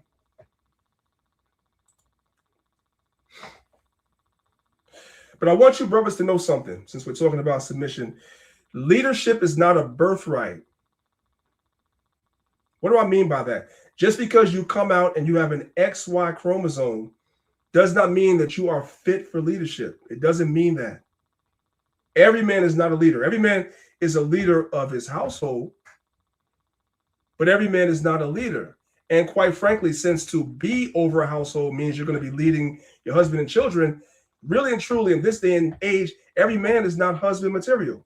We're quick to say every sister is not wife material, but a lot of brothers are not husband material because a husband is a leader. If you're these guys watching TV all day, you got Cheeto dust all over your daggone jeans, you're scrolling through TikTok all day long, and you're not doing nothing, you're not productive, you're not ready to be a husband. You have no job. You live in your mother's house, on your mother's room, mother's house, and you're 35, 40 years old. You're not ready to be a husband. You're not ready to give anybody instructions. You need to be well ordered yourself. You need to mortify your members first. Get yourself in order. Because women will gladly submit to a man that they deem capable of leading. They got to see that in you. Too many times men demand submission, and you need to look in the mirror and realize they don't want to. They're not submitting to you because they don't want to submit. They're not submitting to you because they don't see you as capable of doing it. That must be factored in. Let's listen to the video.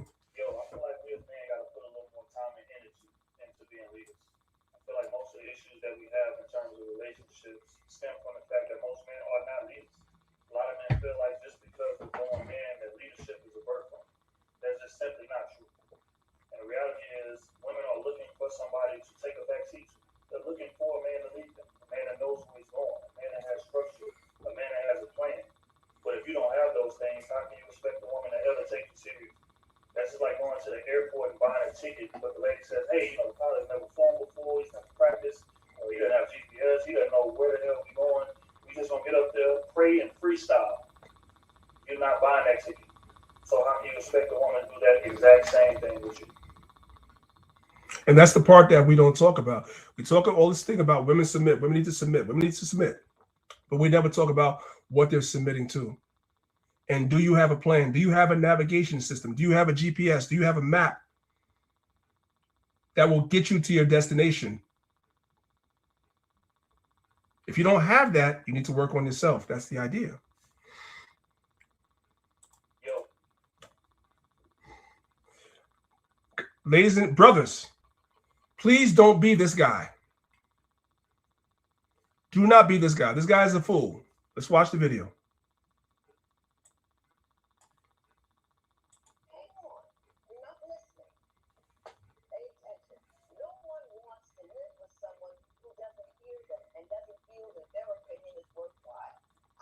Did you guys catch that? Nobody wants to live with someone that doesn't hear them and doesn't think their opinion is worthwhile. Yes, she's supposed to submit to you, but you still, as the husband, are supposed to hear her, and her opinion is worthwhile. But sisters, make sure that you're saying something that's worthwhile. Be prudent. I got to say that part. Let's go back.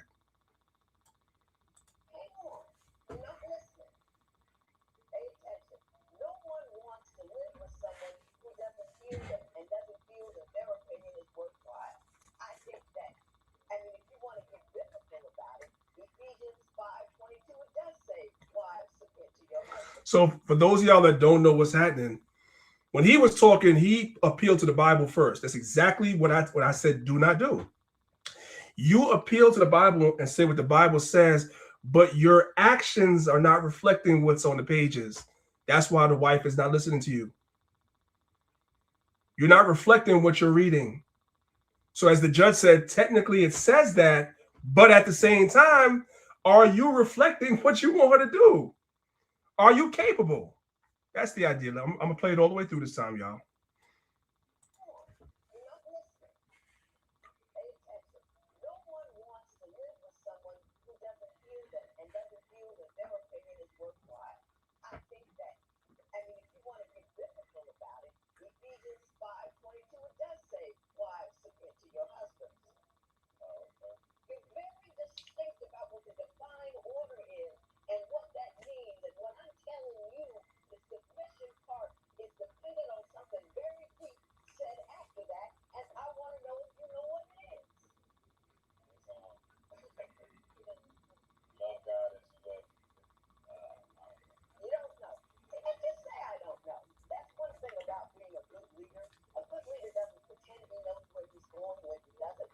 All right, a good leader doesn't pretend he doesn't know something he doesn't know. That's why you have advisors to advise you in areas where you may not know. You're still a leader. Even within the confines of your marriage and your wife submitting to you, there may be something that she's better at or she knows more about. It's okay. Doesn't make you less of a man.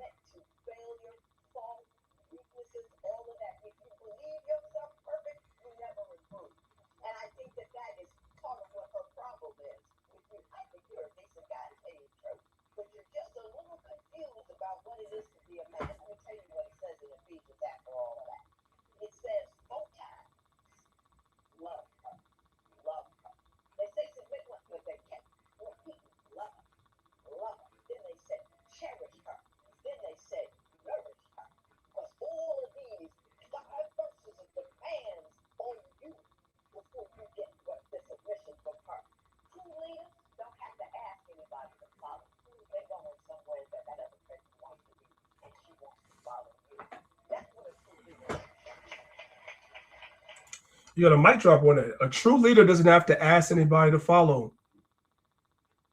A true leader is going someplace that people want to go. I can't say it no better myself, so I won't.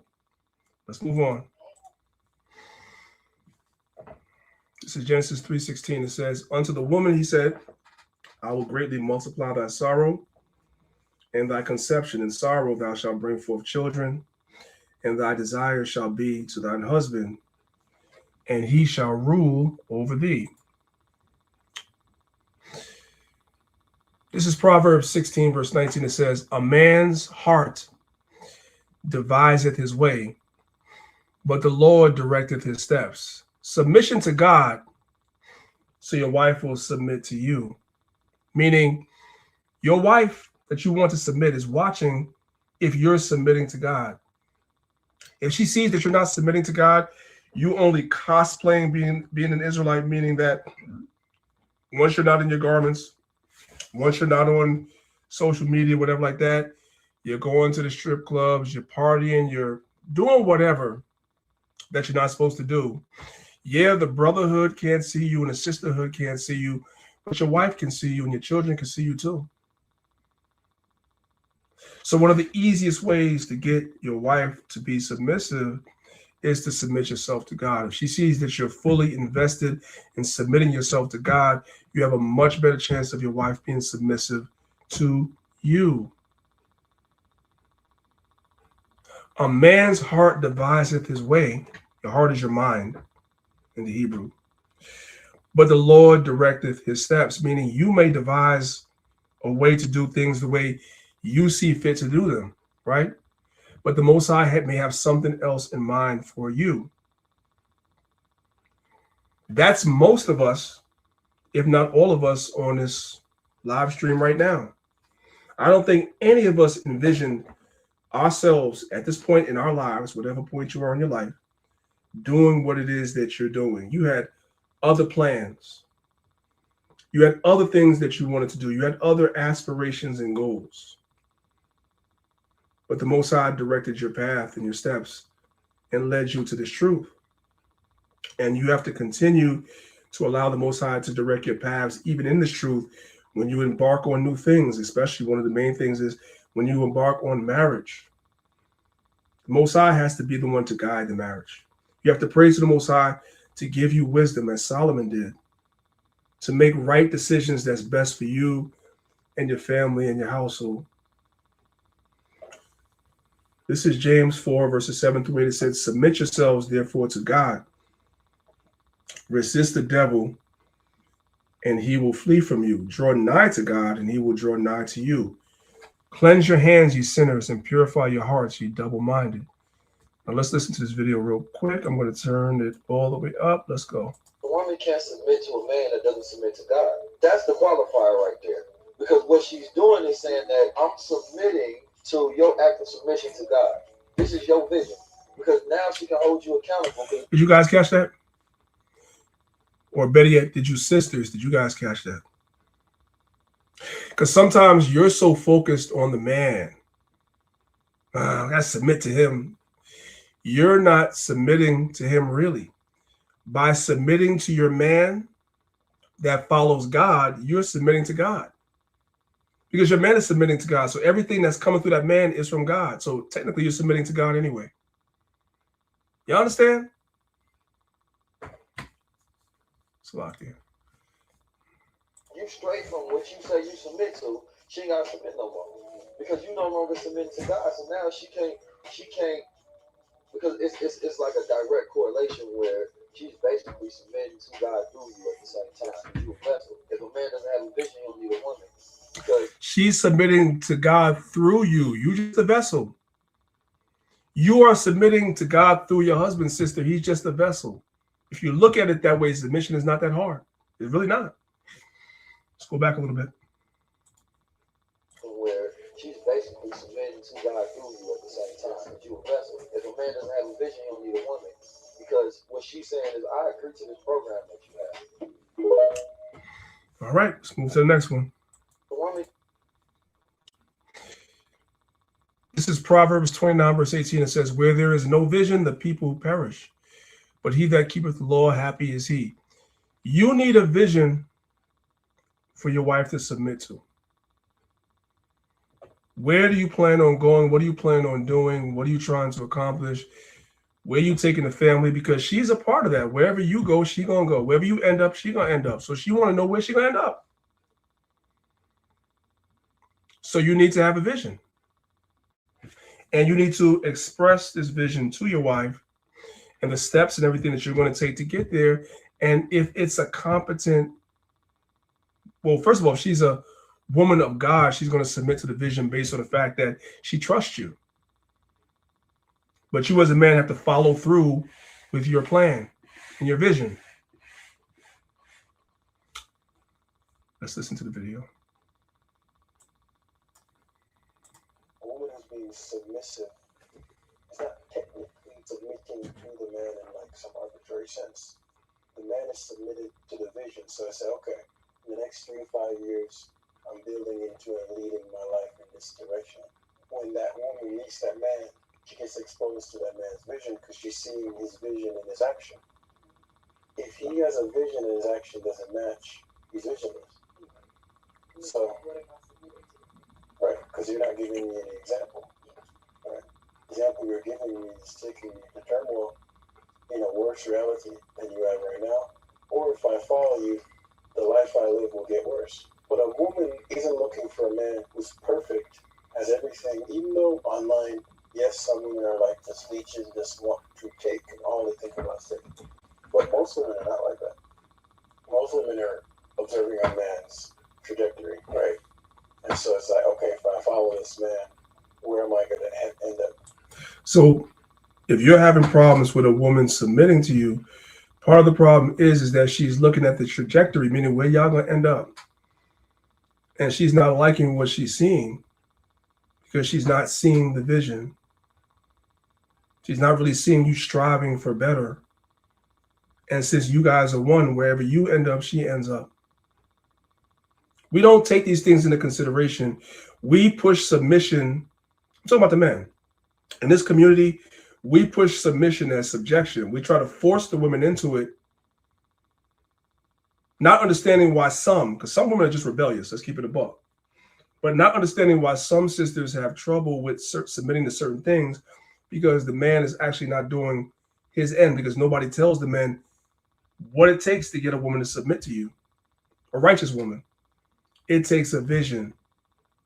She got to see something in you to the point where she trusts you. Like, you know what? I fully trust you that you are not going to do something that would have us end up in a bad position. So she's basically surrendering her autonomy and putting her trust in you that you will not have your family end up in a bad position. That's a hell of a responsibility and a hell of a pressure for a man. That's why I said pressure was made for shoulders and not hips. Right? So you have to have something, be doing something, be able to show her something. That's the idea. Let's continue. Right. And so how does a woman determine a man's trajectory? It was habits. It was habits. It is right now. So a man can have $10 million and it's on a downward trajectory. A man can have $2,000 on an upward trajectory, earning $10,000 a week, and the guy has $10 million is losing $20,000 a day. And at some point, those are the athletes. Let's go back a little bit. Those are the athletes. You could tell somebody's vision through their habits. So you could have $10 million and be on a downward trajectory if, like these athletes, you're spending your money on cars, houses, strippers, and all types of stupidness. You have no real vision. That's why most athletes end up broke. Whereas you could be a man that's got $2,000 in the bank, but you are on an upward trajectory because you got a vision. Women know that. They get with the athletes to basically bleed their pockets and then they leave them. Anyway. His actions is right now. So a man can have $10 million and it's on a downward trajectory. A man can have $2,000 on an upward trajectory, earning $10,000 a week, and the guy has $10 million is losing $20,000 a day. And at some point, these two will trade places.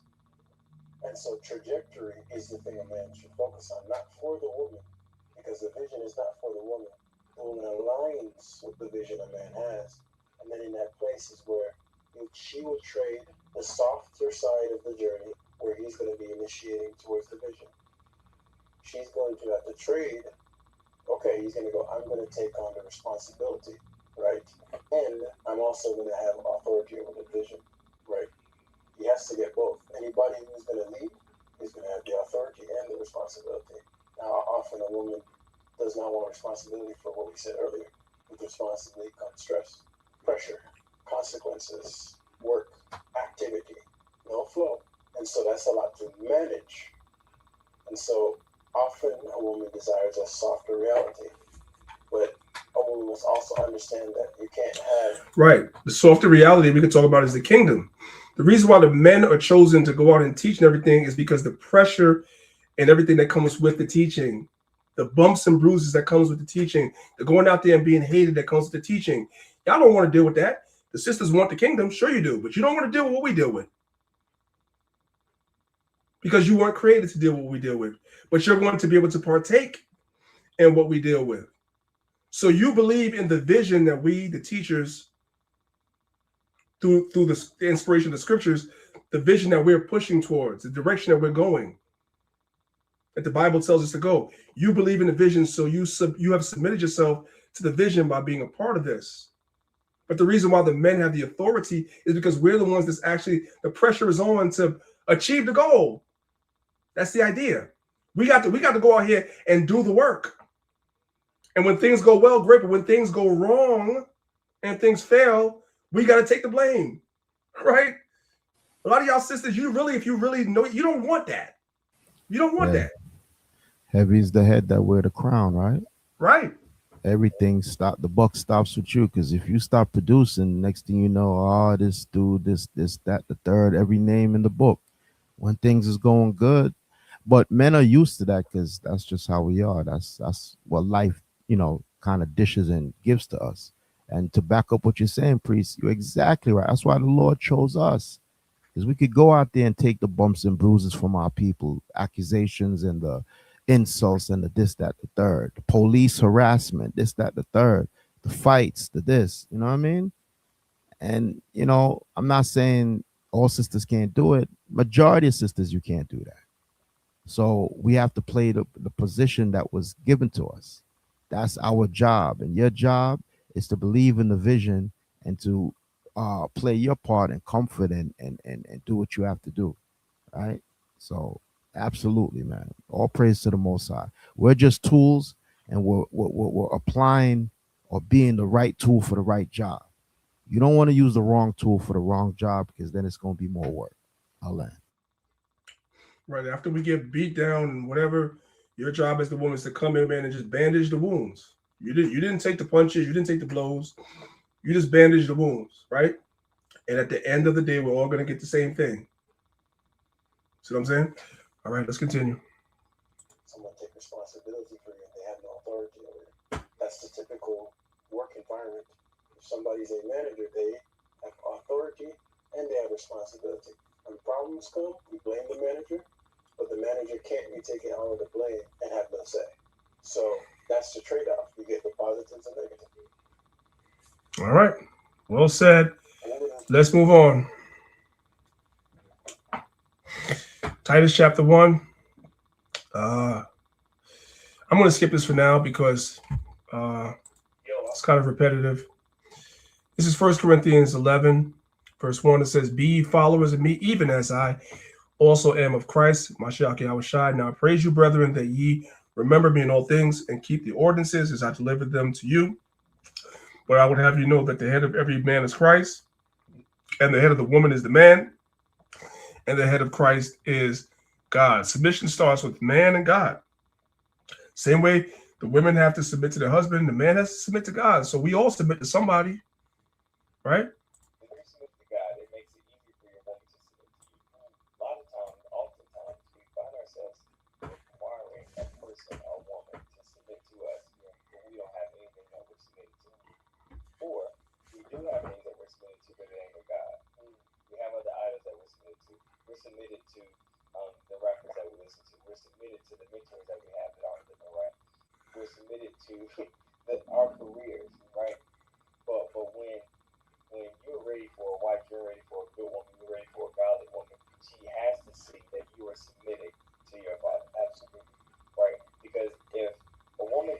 you're submitted to God, then she also knows that you're going to be walking in through the Spirit. She also knows that you're going to be convicted of your sins. She also knows that you are held to a higher standard, and you know that you're held to a higher standard. She also knows that you have somebody to turn to versus going to worldly things. She also knows that you're being covered, and if you're being covered, then she's going to be covered, and if she's being covered, then the kids are going to be covered, right? But when you're not submitted to God, all of these things are different. When you're not submitted to God, you don't feel bad or feel convicted for talking to her crazy, for going out there and disrespecting her, for not honoring her body or honoring your body, right? For not doing the things that you say you were going to do, for not showing up and being a husband or being a father or being a loyal and faithful man. Those things go out the window when you're not submitted to God. I don't have nothing to add to that. I have nothing to add to that. Let's move on. Traits of a leader: humility, integrity, and honesty. Servant leadership, meaning if you're a leader, you do realize that you are a servant. I teach this all the time. Leaders are not tyrants. A true leader is a servant of his people. Solomon prayed to the Most High to give him wisdom to do what? To lead the people, to serve them. A leader has wisdom and discernment, courage and conviction, self-control and difference, provides and protects. Listen to the video. But then what also makes her feel safe if she has the type of guy that can lead, but she can trust him. So a lot of women will say, I don't mind submitting to a man as long as I can trust you. But then you might say that word and it might trigger some people. But we have to have a proper understanding of what that means. When we say that, what we're saying is you're trusting the man because he has shown leadership traits that you like and make you feel safe. So you give him a high level of cooperation. You're agreeable with him. No one's saying to agree to a man that don't have a plan and is leading you in the wrong direction. That's absolutely not it. All right, let's go to the next. 1 Corinthians 7, 28 and 29. But, and if thou marry, thou hast not sinned, and if a virgin marry, she hath not sinned. Nevertheless, such shall have trouble in the flesh, but I spare you. But this I say, brethren, the time is short, it remaineth that both they that have wives be as though they have none. A man must prioritize his purpose over everything. A lot of sisters can't understand this, but you don't come first. God comes first.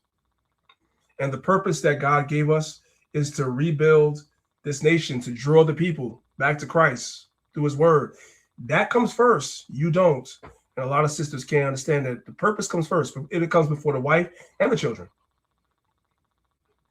Ladies, I want y'all to hear me and hear me loud and clear. When it comes to men and their purpose, the purpose of a man comes before anything. And that purpose should only be found in what God has given him to do. But if you expect that man to be up under you over his purpose, or you're trying to slow him down, that relationship or situation will not work. Don't get married. If you're a sister that wants the man to make you number one, what Jaheim say? You put your woman first. If that's your mentality, marry a worldly man, because you don't come first. I know that's cold for some of you sisters. You don't come first. You gonna say something, Zahn? Nah, you brother. I was gonna say the same thing, that Jaheim put the woman first, because that's what society's pushing. That you as a woman need to be first priority. He needs to think about you 24/7. Nah, that's not how it works, sister. That's a narcissist way of looking at things. Go ahead, priest. Okay, let's continue. You should be finding a man that can operate in his purpose while also handling and dealing with you. If that man seems like he's thrown off by spending time with you, then he'll never truly be able to live up to his truest potential, because he is not prioritizing his purpose. The purpose comes before any and everything. So don't get jealous at a man that's operating in his purpose. Understand that. And if he's not operating in his purpose, that is not a man that you need. That's why Paul said in verse 29 right here, but I say, brethren, the time is short, it remaineth that both they that have wives be as though they have none. Why? Because women want time, as they should. The Bible says you should render to your wife due benevolence, right? Benevolence goes down to kindness, and then there's subcategories as well. But sometimes, she wants kindness too much to the point where you can't do God's work. And so if you're somebody that wants your husband to dedicate 100% of his time to you, You may not be marriage material, sister, or your mind may not be ready to be your wife. Not to an Israelite. You can get you a guy in the world, maybe he'll make you the center of his universe, but an Israelite, the center of his universe is God. It's Yahweh. That's it. I can't tell y'all no plainer than that. All right. This is submission does not mean your husband can't take your advice on situations. So we talked about earlier how Abraham was instructed by God to listen to Sarah. I want y'all to listen to this sister. She does have a Jamaican accent, but she's spitting straight facts.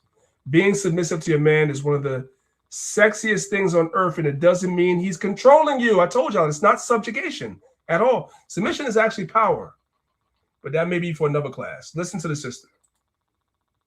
Talking to a young lady today about being submissive to your man. Being submissive to somebody that you love is the most enticing, sexiest thing on earth.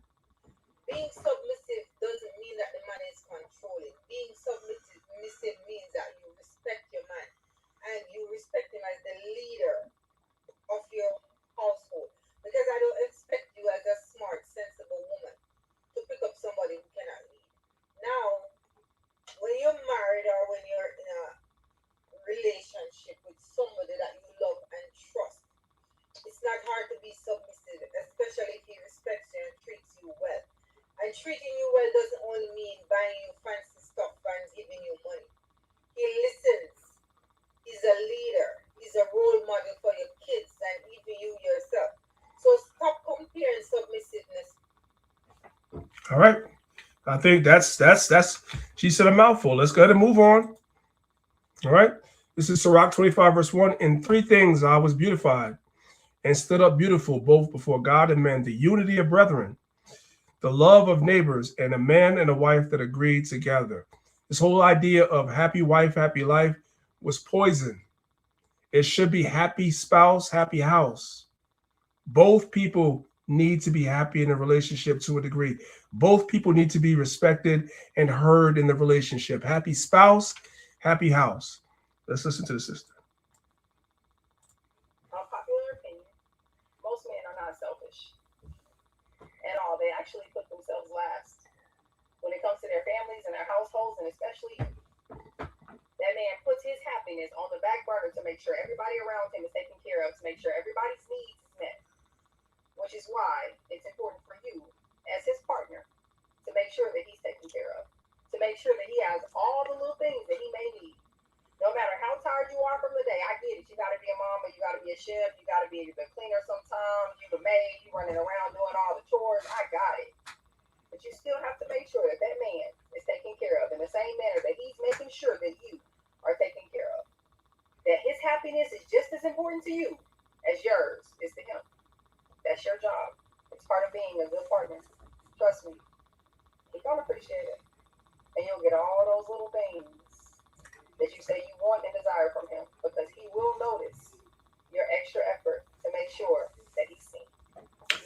Now, what I want you brothers to notice, I get a lot of these videos from TikTok because the way the TikTok algorithm works, you would think that all the women are corrupted. They're not. There's a lot of sisters out here that get it. Just like there's a lot of good brothers out here, there are a lot of good sisters out here. Their voices may not be as loud as the rebellious and toxic ones, but there's a lot of sisters that's on this app that's trying to counteract the programming that's on that app. And those two sisters I show you are two of the loudest voices. I got a lot of respect for both of them. Both of them. And they speak number facts. Right? I'm going to skip this for now for the sake of time. But this is a book called Liberated Through Submission. Right? But I'll skip it for the sake of time for now. Let's go to Sirach 36, verse 24 and 25. It says, he that getteth a wife beginneth a possession, a help like unto himself, and a pillar of rest. And a pillar of rest. Let's go and let's play the video. I love to see him eat the meal that I cook. I love to make him sleep easy. Like every night, like clockwork, I scratch this man's back to sleep. And I know when he's asleep because I can tell when his breathing changes. And some people might think that's psychotic, but that's like, I just know that's when I'm like, oh, I can stop him. But I find joy in being I got to stop it right there. I got a question for the sisters. You could just answer this yourself. Do you find joy in being your man's rest? That's what she said.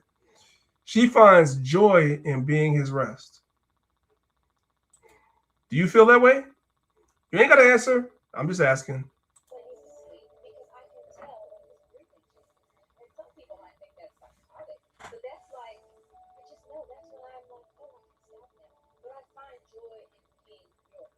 What does a submissive woman do for her man? What's that? Just making sure all the things that he wants, and like, I pretty much read his mind. So it's like if I know you and I study you, like I know how you are in the morning, I know how you are about midday, I know when you're in this mood, what you need. Like before you can ever ask me for something, I'm already on it. I think my biggest flex is how I treat my man, and I really know. And you don't understand. I got to play that back.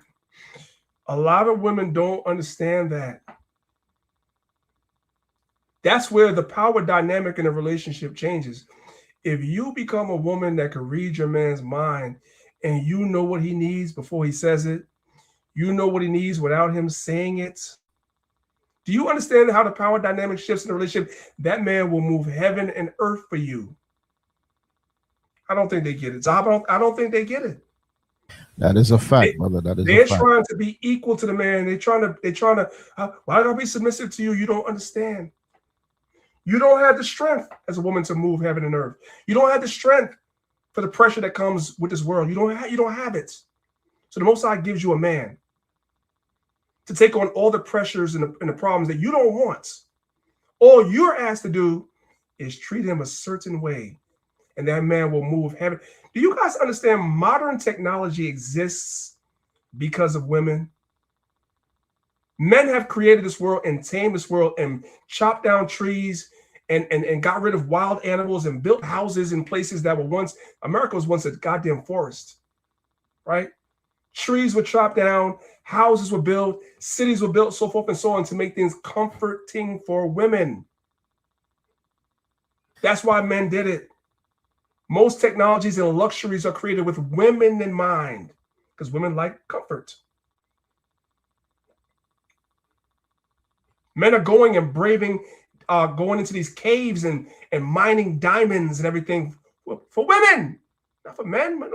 Women love that stuff. Men like it too, but women really like that stuff. What are we talking about? All you got to do is be nice. That's it.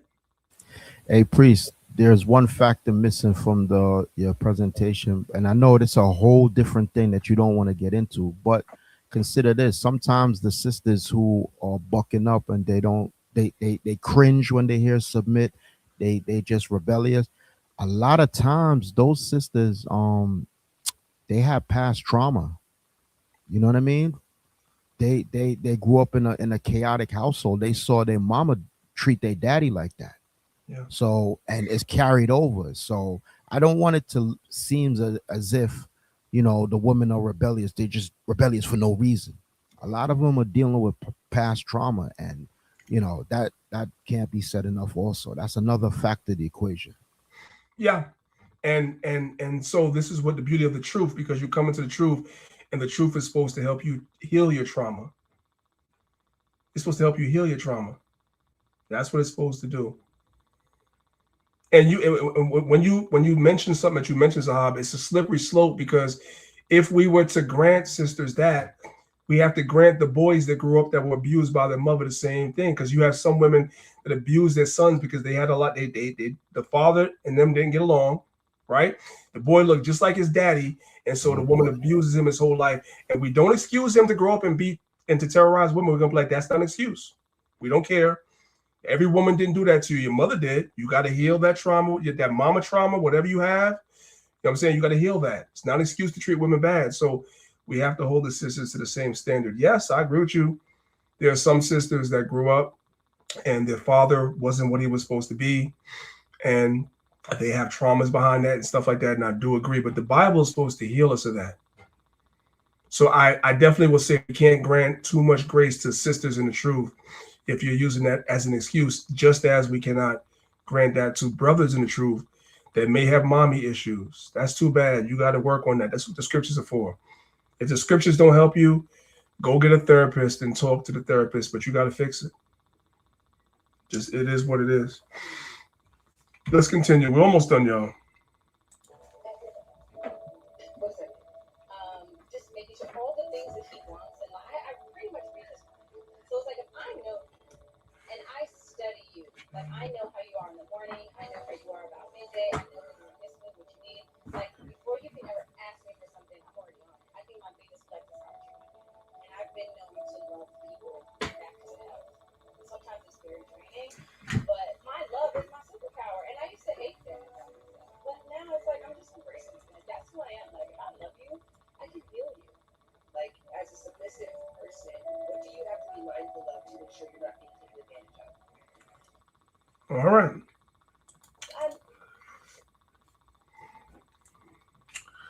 Just listen. I don't got much to say. Just listen. You can post your man all day, brag to your friends about him, but if there's no peace at home, none of it matters. One of the things for sure that I know is men are not complicated. They don't need a standing ovation every single time they pay a bill. They don't need a parade every single time that they do something for you. A man knows his position and his manly duties, and he's happy to do that when he's being respected and loved how he should be. One of the things that he wants for sure is to be able to come home to peace. He doesn't want to argue over things that don't matter. He doesn't want any competition, no chaos. He just wants calm. See, when a man walks in the door, his mind is already carrying everything. Work, stress, pressure, and responsibility. What he craves is a woman that helps him to excel. A woman that makes his home feel like peace, not another battlefield. Let me be clear. He is not looking for a woman that is perfect. You just need to be kind. Understand this. Men don't remember every single word you say, but they definitely will remember how you made them feel when they are tired and they need rest. Men do not need praise. They need peace. And the woman that can give him that, he will give her everything. I have nothing to add to that. I have nothing to add to that. 1 Timothy 3, verse 4 and 5. One that ruleth well his own house, having his children in subjection with all gravity. For if a man know not how to rule his own house, how shall he take care of the church of God? I need for you brothers to listen to this, because amongst the men, we understand this. I don't think you sisters understand this. The men understand this. A man judges another man by the behavior of his woman. If his woman is out of order, you look at the man, you're weak. Because you're there with her. You should have dismissed her a long time ago. Men judge other men based on their women. I don't know if you sisters knew that, but if you didn't, you know it now. So if you are out of order or rebellious and not listening to your man, it's a bad reflection on him. And trust me, other men don't respect him. I'm just letting y'all know that. We judge a man by looking at his woman. If we see that your woman ain't, if she ain't right, we know your self-esteem is low. If she's not, what we look at and say, bro, that's your choice. That's what represents you. You judge a man by how his kids and how his woman looks, not him. The brother didn't even know he's speaking scripture. You judge a man by how his woman and his children. You judge him by that. That's Bible. Bro, that's your choice. That's what represents you. You judge a man by how his kids and how his woman looks, not him. If you see a man standing across the street and he don't got a haircut and his hands are, real, dirty, and he's in front of a mechanic shop and he got on blue overalls and his boots are real oily, and you looking at him, you sitting in your car, you looking at him, you're like, okay, his beard is rough, and he looks a little disheveled, right? You looking at him and you've already categorized him. He's a hard-working man, but you're not looking at him saying, okay, I'm looking. But when his woman pulls up, right, and she's in a Range Rover, and you look at her, and she jump out the car, and you look at her hair, you look at them shoes, you look at her nails, you look at her skin, you look at her teeth, you look at that ring on her finger. She's a whole... You looking at that man there with that greasy overall set on, and you say, oh, okay, I get it now. Okay, you him, because you pride yourself on making sure that she look like her. men judge you on stuff like that. So I want you guys to understand that also you could add to that behavior. As well. I just want you to know that. Hey, 1 Pt3 and 7, likewise, ye husbands dwell with them according to knowledge, giving honor unto the wife as unto the weaker vessel, as being heirs together. Even though the men have to take the bumps and the bruises, we're all going to inherit the promises, the women and the men, right? Now, we don't know, we know Candace Owens, we don't agree with a lot of stuff, but right here, she was on point. Something that women say to me all the time. Why don't you make your husband a sandwich? Okay. Is he hungry? Does he want a sandwich? Like, did he say something? I make my husband food the last 4 nights. I made my husband dinner. Like, I don't understand this weird maker. Like, they're trying to shame women for taking care of their families. Like, that is another element of feminism that I cannot stand. It's an attack on family and these things that work. It works. Men are biologically unable to have children. So the aspiration to climb a ladder forever, to wake up every single day and not have to worry about being pregnant for 9 months, I mean, that makes sense. We're different creatures, you know? I think that's like a troll, though. Now it's like, all you're good for is like, yo, make me something to eat. No, that whole concept came from rabid feminists. Like, there was something wrong with being in the kitchen, right? And this was sort of this push of women get out of the home and go to work, which has made so many women miserable. So many women miserable. No need to add to that. I think it's pretty well said. This is sad. Let's watch the video.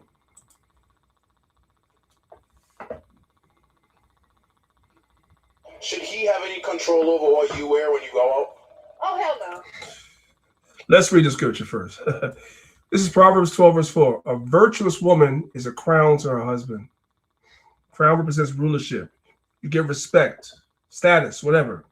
If you have a woman that carries herself a certain way, we respect you. We just saw the brother saying we judge a man by his woman and his kids, right? So I'm telling y'all, we about to judge this fella in this video right now. I don't know this guy from nowhere. I got no respect for him. Let's play the video. Should he have any control over what you wear when you go out? Oh, hell no. No. If Shawty wears something a little too big revealing, I should have a bit say so just because, like, you were a reflection of me. No. If that makes sense. No. I walked out here. So he's saying he should. Who's in charge? Who's the leader? She was asked, should he have say? She said no. He said he feels like he should have some say. She said no, but he's still there. I don't respect you, bro. I don't respect you.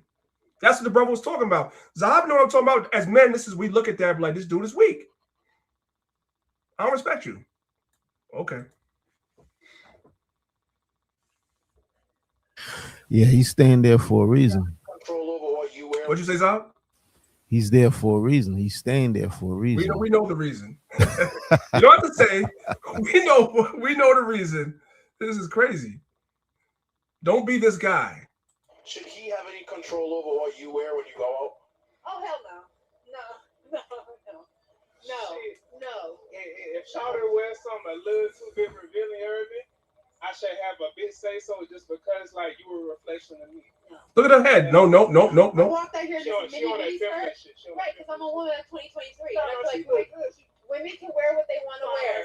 I shouldn't have to talk to my husband about wearing what I should wear, you know? You find like someone, but at the same time, also be respectable and respect your husband. If I want to wear... She said, respect your husband. She said, no. But you know what, priest? Even before, and you know me, we know each other from before we came into the truth. Even back in the days, right? Brothers wouldn't go for that, right? You know what I'm saying? Before you knew about the scriptures, before you know how men and women are supposed to conduct themselves, just being a regular young man, you don't want no rebellious woman because she's a liability. She's a problem. A lot of these dudes who end up in problems, right, is because there was some way, somehow, there's a woman who's loose, right? She was out of pocket, like they say, and she's the main reason why a lot of dudes go off. And them dudes is just stupid to go along with it, man. Back in the days in the world, I can't do that. I'm sorry, sis. You got to keep it pushing. You're gonna end up having me get into some type of trouble trying to defend your dumb, silly behind. That's not gonna work. even in the world, I didn't have dudes that I couldn't be a friends with guys like this. I couldn't even be a friend. Like, I just get upset. Like, what's wrong with you? What's wrong with you, bro? I don't get it. Man. You know how she do, right? Yeah, no, All that we can't goofy be friends. talk. We can't even be friends, bro. I'm looking at you like, yo, bro, we don't match at all. Like, you just anyway. Fine like someone, but at the same time, also be respectable and respect your No, husband. if I want to wear a bralette, I can wear a bralette out. I shouldn't have to ask for permission. I shouldn't have to ask for permission. No thing on your titties out. I'm not saying my We bring titties it out. up. We He's bring saying it if up. I We wear a bring it up. bralette We bring it up. and underwear. That's what I'm saying. I know. A Like, man, I'm not a man should not be able. A man, I'm finna no. check this off A later. man should not be able to tell a woman what she should and should not wear. It's 2023. If they're flying, This is chaos. God damn it. Let's play. that means men should not tell women what they Go should back to wear. 1990. That's period. That's on anything. You should not be able to tell me what I have to wear. That's not no. What about boundaries or respect? We have boundaries. No, we got plenty of I respect boundaries. his opinion. We got plenty of respect. I respect her opinion too. And then, just like try to be more open-minded, right. But also respecting her. But at the same time, she gotta understand, a lot of new age people, like new generation, they don't like the whole, the man. Y'all not paying attention. As he's talking, she closed her eyes and shook her head. She's getting tight. She don't give a damn what this dude is saying. Let's go back just a little bit. As he's talking, she closed her eyes and she's upset. And then, just like try to be more open-minded, right. But also respecting her. But at the same time, she gotta understand, a lot of new age people, like new generation, they don't like the whole, the man. See, I've been thinking I'm nice. Priest Danielle is not that nice. I don't know if y'all know. That could not be me. What? Absolutely not. I'm going. Absolutely not. Absolutely not. And but at the same time, you gotta understand, a woman is nothing without a man, but a man is nothing without a woman. You can be on that single feminine shit. It's cool. I respect it. It's cool. But at the same time, a man gonna always bring everything together because that's our job. That's our nature. Are you reading from the Bible right now? What are you talking about? Our job. It's 2023. I'm not religious. If a woman's a breadwinner, there it is. Right. I ain't gotta watch it. Huh? What do you mean? She's like, oh, are you reading from the Bible? Yes. So what? Yes, the man is quoting from the Bible. Hey, witchcraft. That scriptures in what's this in 1 Samuel? It says rebellion is as witchcraft, man. That's why a lot of these women, they dabble into witchcraft because they feel they could do what they want to do, man. Come on. No, you can't do that. I can't be friends with guys like this. This dude is a daggone. I can't be friends with guys. Our energy don't match. Anyway, I'm getting upset watching the video, so I'm gonna go to the next one. I can't be friends with guys like this. What? All right. Men who are ready for marriage love modest women. Listen.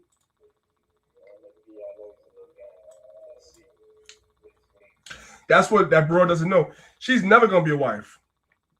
I'm going to go on record and say it. She's never going to be a wife with that mindset. Not to a strong man anyway.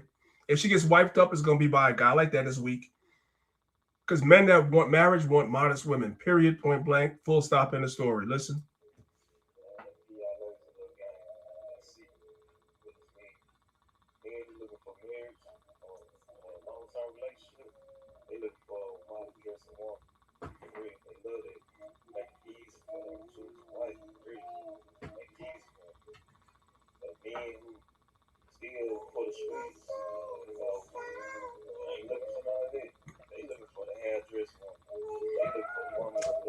So men that are for the streets still, because we always talk about the women being for the streets. Men that are for the streets don't care how you dress. You could dress provocative and all that. And if they don't say nothing to you about it, sis, a lot of our sisters in the world need us to tell them this.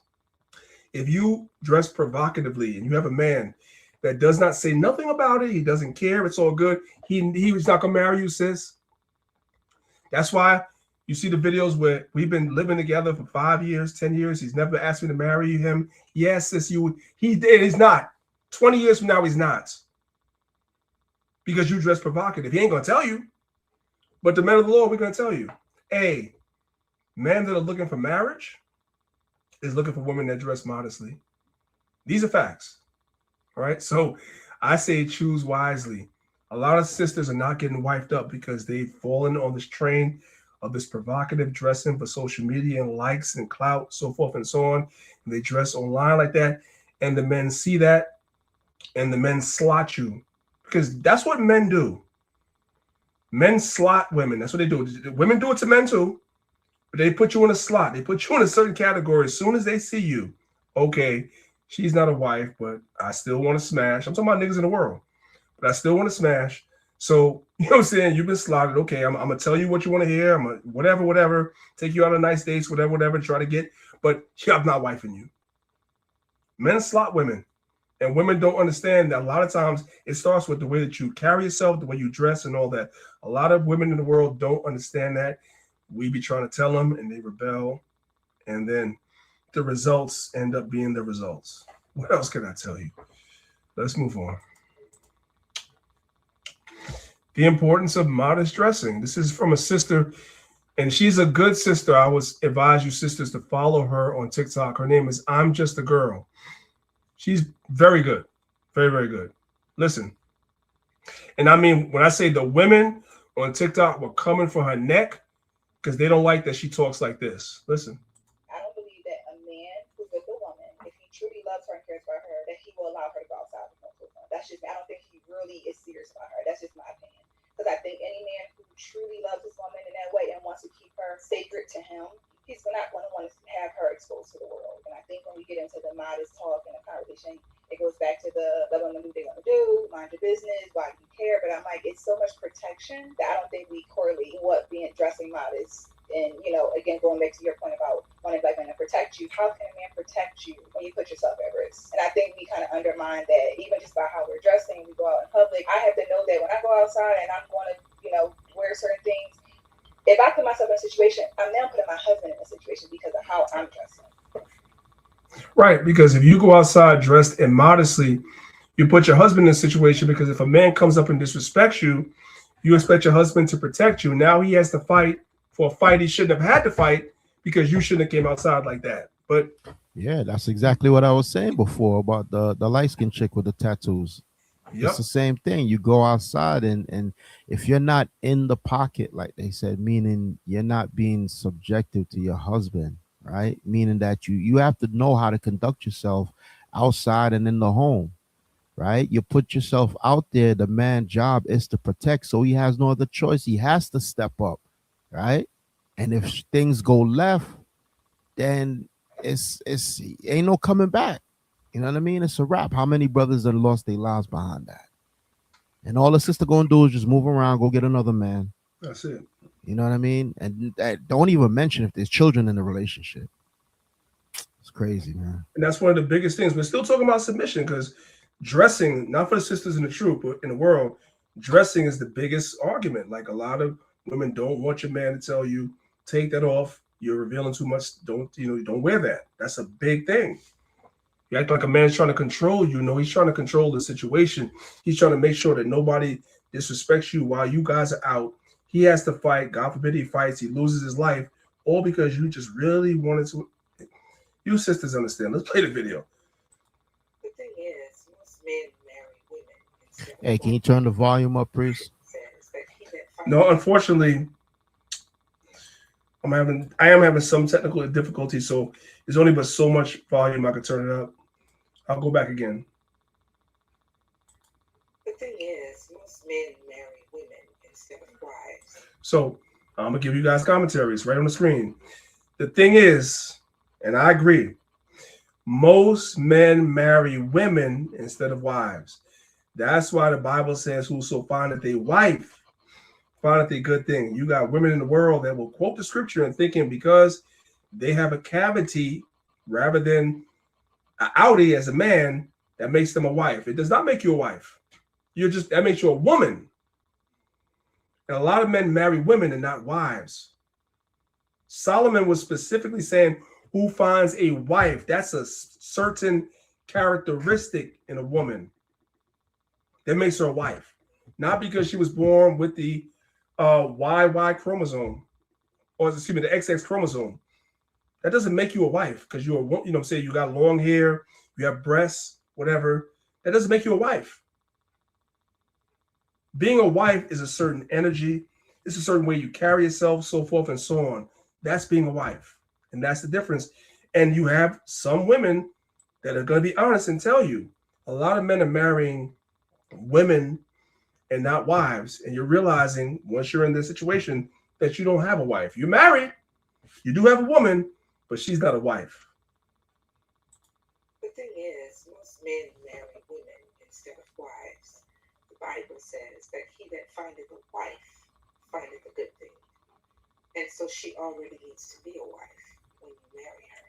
So what She needs to already be a wife when you meet her. That's what the scripture is saying. And that's what makes you want to actually go through with the process of marrying her, because she carries herself in a way that you know that she is ready to be a wife. Makes her already a wife. First of all, she should love God and love him for real, not a form of godliness, not something to impress people or to use to get back at you, throw the word of God at you. She needs to really have an authentic relationship with Christ. And then she needs to already know what it is to respect a man, to hold him up, to lift him up, to be there for him when he's right or wrong. She needs to love you for who you are. She doesn't need to try to change you like you're a hunk of clay after the fact. Surely you knew who he was when you courted him, when you said yes to the proposal. So she needs to love you for who you are. She needs to love your family. She needs to love where you come from. She should be an honest woman, one who tells the truth. I don't think she should be an argumentative woman. She should be an argumentative woman. Hey, sisters, are y'all argumentative? The ones of y'all that are not married that want to be a wife, are you argumentative? Then you're not a wife. You're not, you need to work on yourself before you become a wife. We're going to leave that right there. That's the worst thing you could be as a woman, is argumentative. This is Proverbs 14, verse 1. It says, every wise woman buildeth her house, but the foolish plucketh it down with her hands. She belongs to the wisest of women. The wisest of women, who is a wife, will build her house up. These are things that men want in a wife. If you're a sister designed to be a wife, you're designed to be someone that's wise, that will build her household up and not tear it down. Something else a man wants in a wife. Proverbs 31, verse 12, she will do him good and not evil all his days. These are things that men want. Number 5, her husband is known, Proverbs 31, verse 23. Her husband is known in the gates when he sitteth amongst the elders of the land. She gives her man a good name, so that he is known in the gates when he sits amongst the elders of the land. Men are telling the brother, you got to be blessed, man. Your wife is talented. She's this, she's that, whatever she is. The men will give you compliments based on your wife. We just saw earlier where the brother said that men judge men on their wives. So how are you going to be judged? Is you going to be judged amongst the brothers because you have a wife that's wise, that's prudent? Or you're going to have a wife that's rebellious, that's out of pocket? You're going to be judged one way or another. That's why men are looking for these things in wives. Right? Proverbs 31, 28 and 29.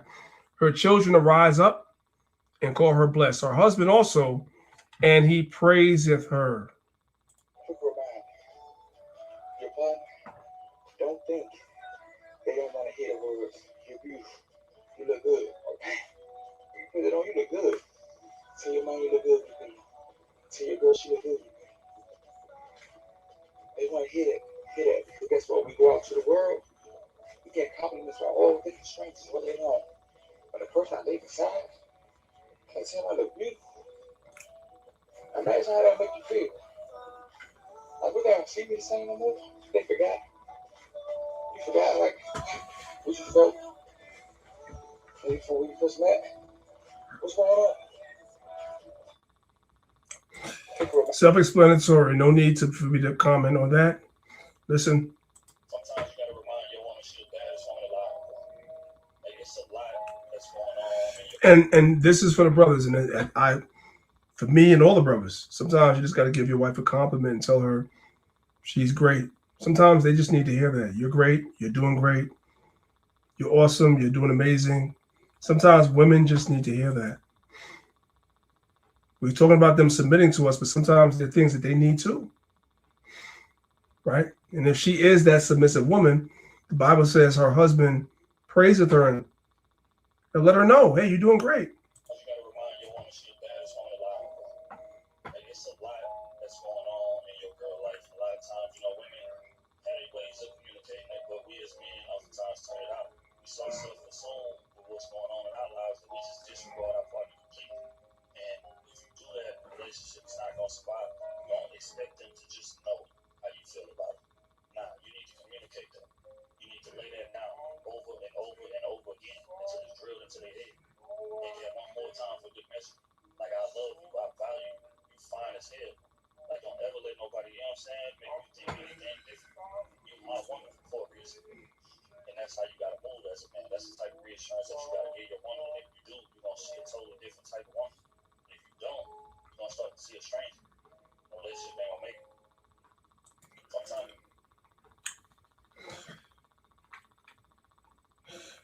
Just listen, y'all. Some things I don't even need to comment on. Just listen. I just got off the conversation with my mom, and I thought I should share it because it's a good food for thought, if that makes sense. So I was telling her how sometimes, every now and then, I will tell my husband, I will look at my husband and I'll tell him, I like you, babe. And he'll be like, of course, you like me, you love me. And I'm like, no, not really. We've been married for over 10 years now. And I'm like, not really, because some people can love their spouse but not like their spouse, or at least not at the current moment, right? Like, do you like the spouse every day? But I'm like, you know what? If I didn't know you in a sexual level or in a we're married level, I just knew you as a person, like, I would still like you. And that's how much I still like you. Like, I would still give you my number if I found you down the street, or if you found me down the street and approached me. That's how much I still like you. So it's good. And it's a reminder to tell your spouse, remind them, you still like them. You always love them. But on the days you really, really like them, look them in the eyes. Tell them, I like you. Have some fun with your spouse. All right? Bye. So it's a challenge for all of us. When's the last time you told your spouse that you actually like them for who they are? When's the last time you did that? That's for everybody. I told you, as I put these things together, I question myself too. We all question ourselves because none of us are perfect. That's the point.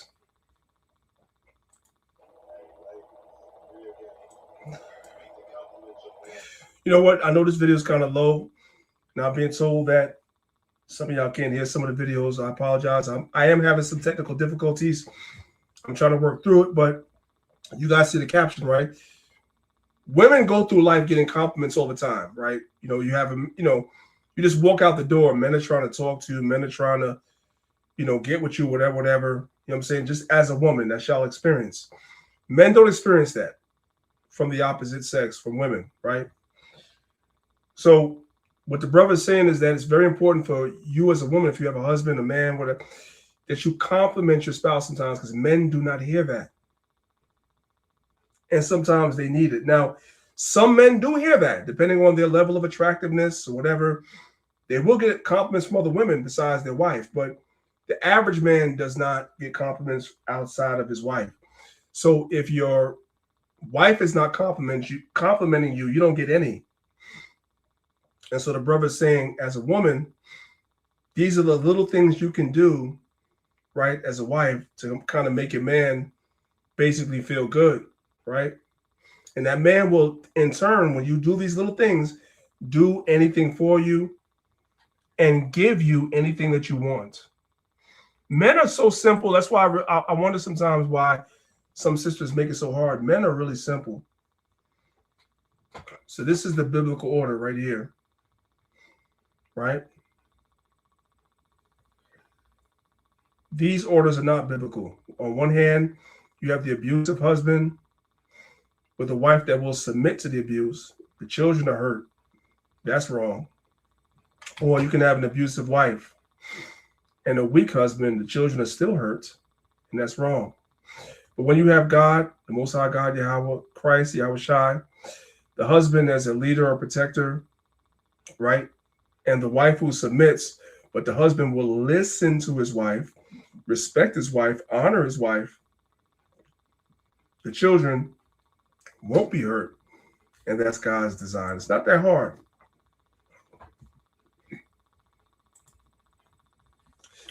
This is Sirach 4, verse 30. It says, be not as a lion in thy house. So as a man, even though you're the leader and your wife and your children are supposed to submit to your leadership, you don't have to be a lion in your house. You can actually be someone that listens, that's empathetic, so forth and so on. Everything in the Bible deals with balance. All right?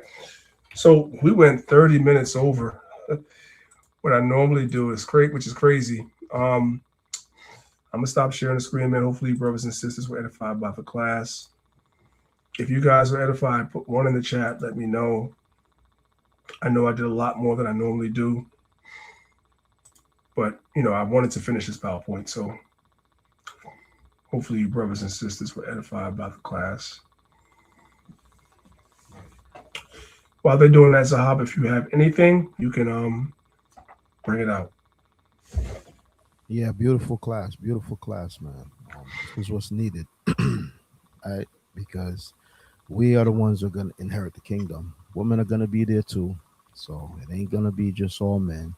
We know the 144K. We know those righteous. Those are the men. We know that, but just understand it's going to be women there also. So we have to work together as a family unit, right? And in closing, that's an excellent class. In closing, I just want to say this, man. For a man, most brothers are very simple, like you said, Priest. Very simple, man. We don't want much, man. All we want is respect. So, you know what? They get triggered when you say the S word. I'm gonna say cooperation. Respect, cooperation, and peace. That's all we want. In return, we'll give you the world, whatever we could do. We'll lay our lives down. We'll work 2-3 jobs. We'll do what we have to do to keep our family together. So this is beautiful. All praise to the Most High. All right, guys. All praise to the Most High. Academy members that's in the academy, we're going to be dropping the class first thing in the morning. So make sure you guys be prepared for that. And make sure you guys take the test too with the academy. Tomorrow's week number 5. And the class is going to be dealing with, let me see, since we're here, I'll just show you guys what we're dealing with tomorrow. Just share my screen for 1 second and we're gonna get right out of here. So tomorrow's class for the academy is going to be a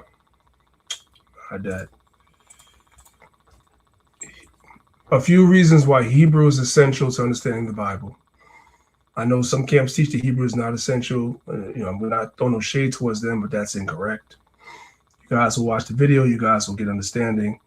And I tried to make the test as easy as possible because I'm introducing a lot of concepts that will be new to some of y'all. You guys have never seen some of the stuff I'm teaching tomorrow. So I'm going to make the test as easy as possible. Most I allow. Much love to y'all in the academy for coming forward. We do appreciate you, brothers and sisters, for that. All right. It's your brother, Priest Daniel, representing Lines of Israel, Maccabees TV, along with the Elder Zahab. If you guys are listening to us on YouTube, have not hit the like button, repent, believe the gospel. That's wicked. We out of here. Spacious air, reflecting the way of life under the Florida sky. Even the lobbies funnel in the great outdoors.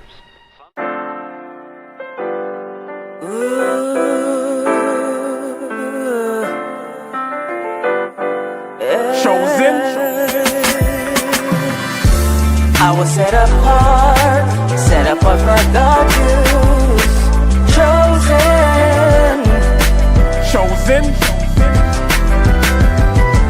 I was set apart for God's use. Formed in His image. Chosen. They say the chain of Shaitan is not that strong. They say his time is running out, he ain't got that long. They say murder, murder, kill, this is not that song. Said I won't amount to nothing, they got that wrong. Cause I was set apart and I was shown the light. And if I get the kingdom, I'll be clothed in white. 1/3 will be delivered and the rest were blinded. Their fate is set in stone, what you ain't read the fine print? Christ is gonna give a crown to us. In the end we'll have the nations bowing down to us. with their faces to the ground to us. It's the truth, as crazy as it sounds to us. Jacob forever rules, and we're his precious jewels. Showed us love and patience, put us above the nations. And that's the gospel. Thank God for choosing me. Bad news for you, it's really good news for me. I was set apart for the Jews. Chosen.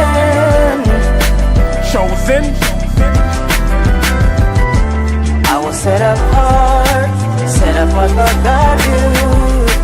Born in his image. We're not the same as these other nations. Let me tell you why.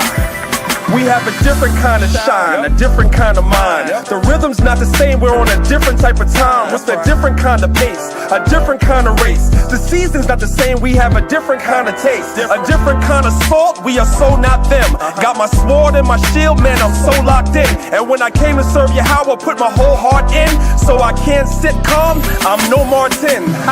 And that's a reach, y'all, chosen to teach y'all. Every Sabbath you can find us in the streets, y'all. Dare ya Allah, my nickname is Priest, y'all. In the gym, they say that I'm a beast, y'all. Set apart, the nations all hating me. Set a trap, they lying in wait for me. Chris Paul, they don't wanna play with me. But if you love me, I'm asking that you pray with me. Cause I was set apart for the Jews. Chosen.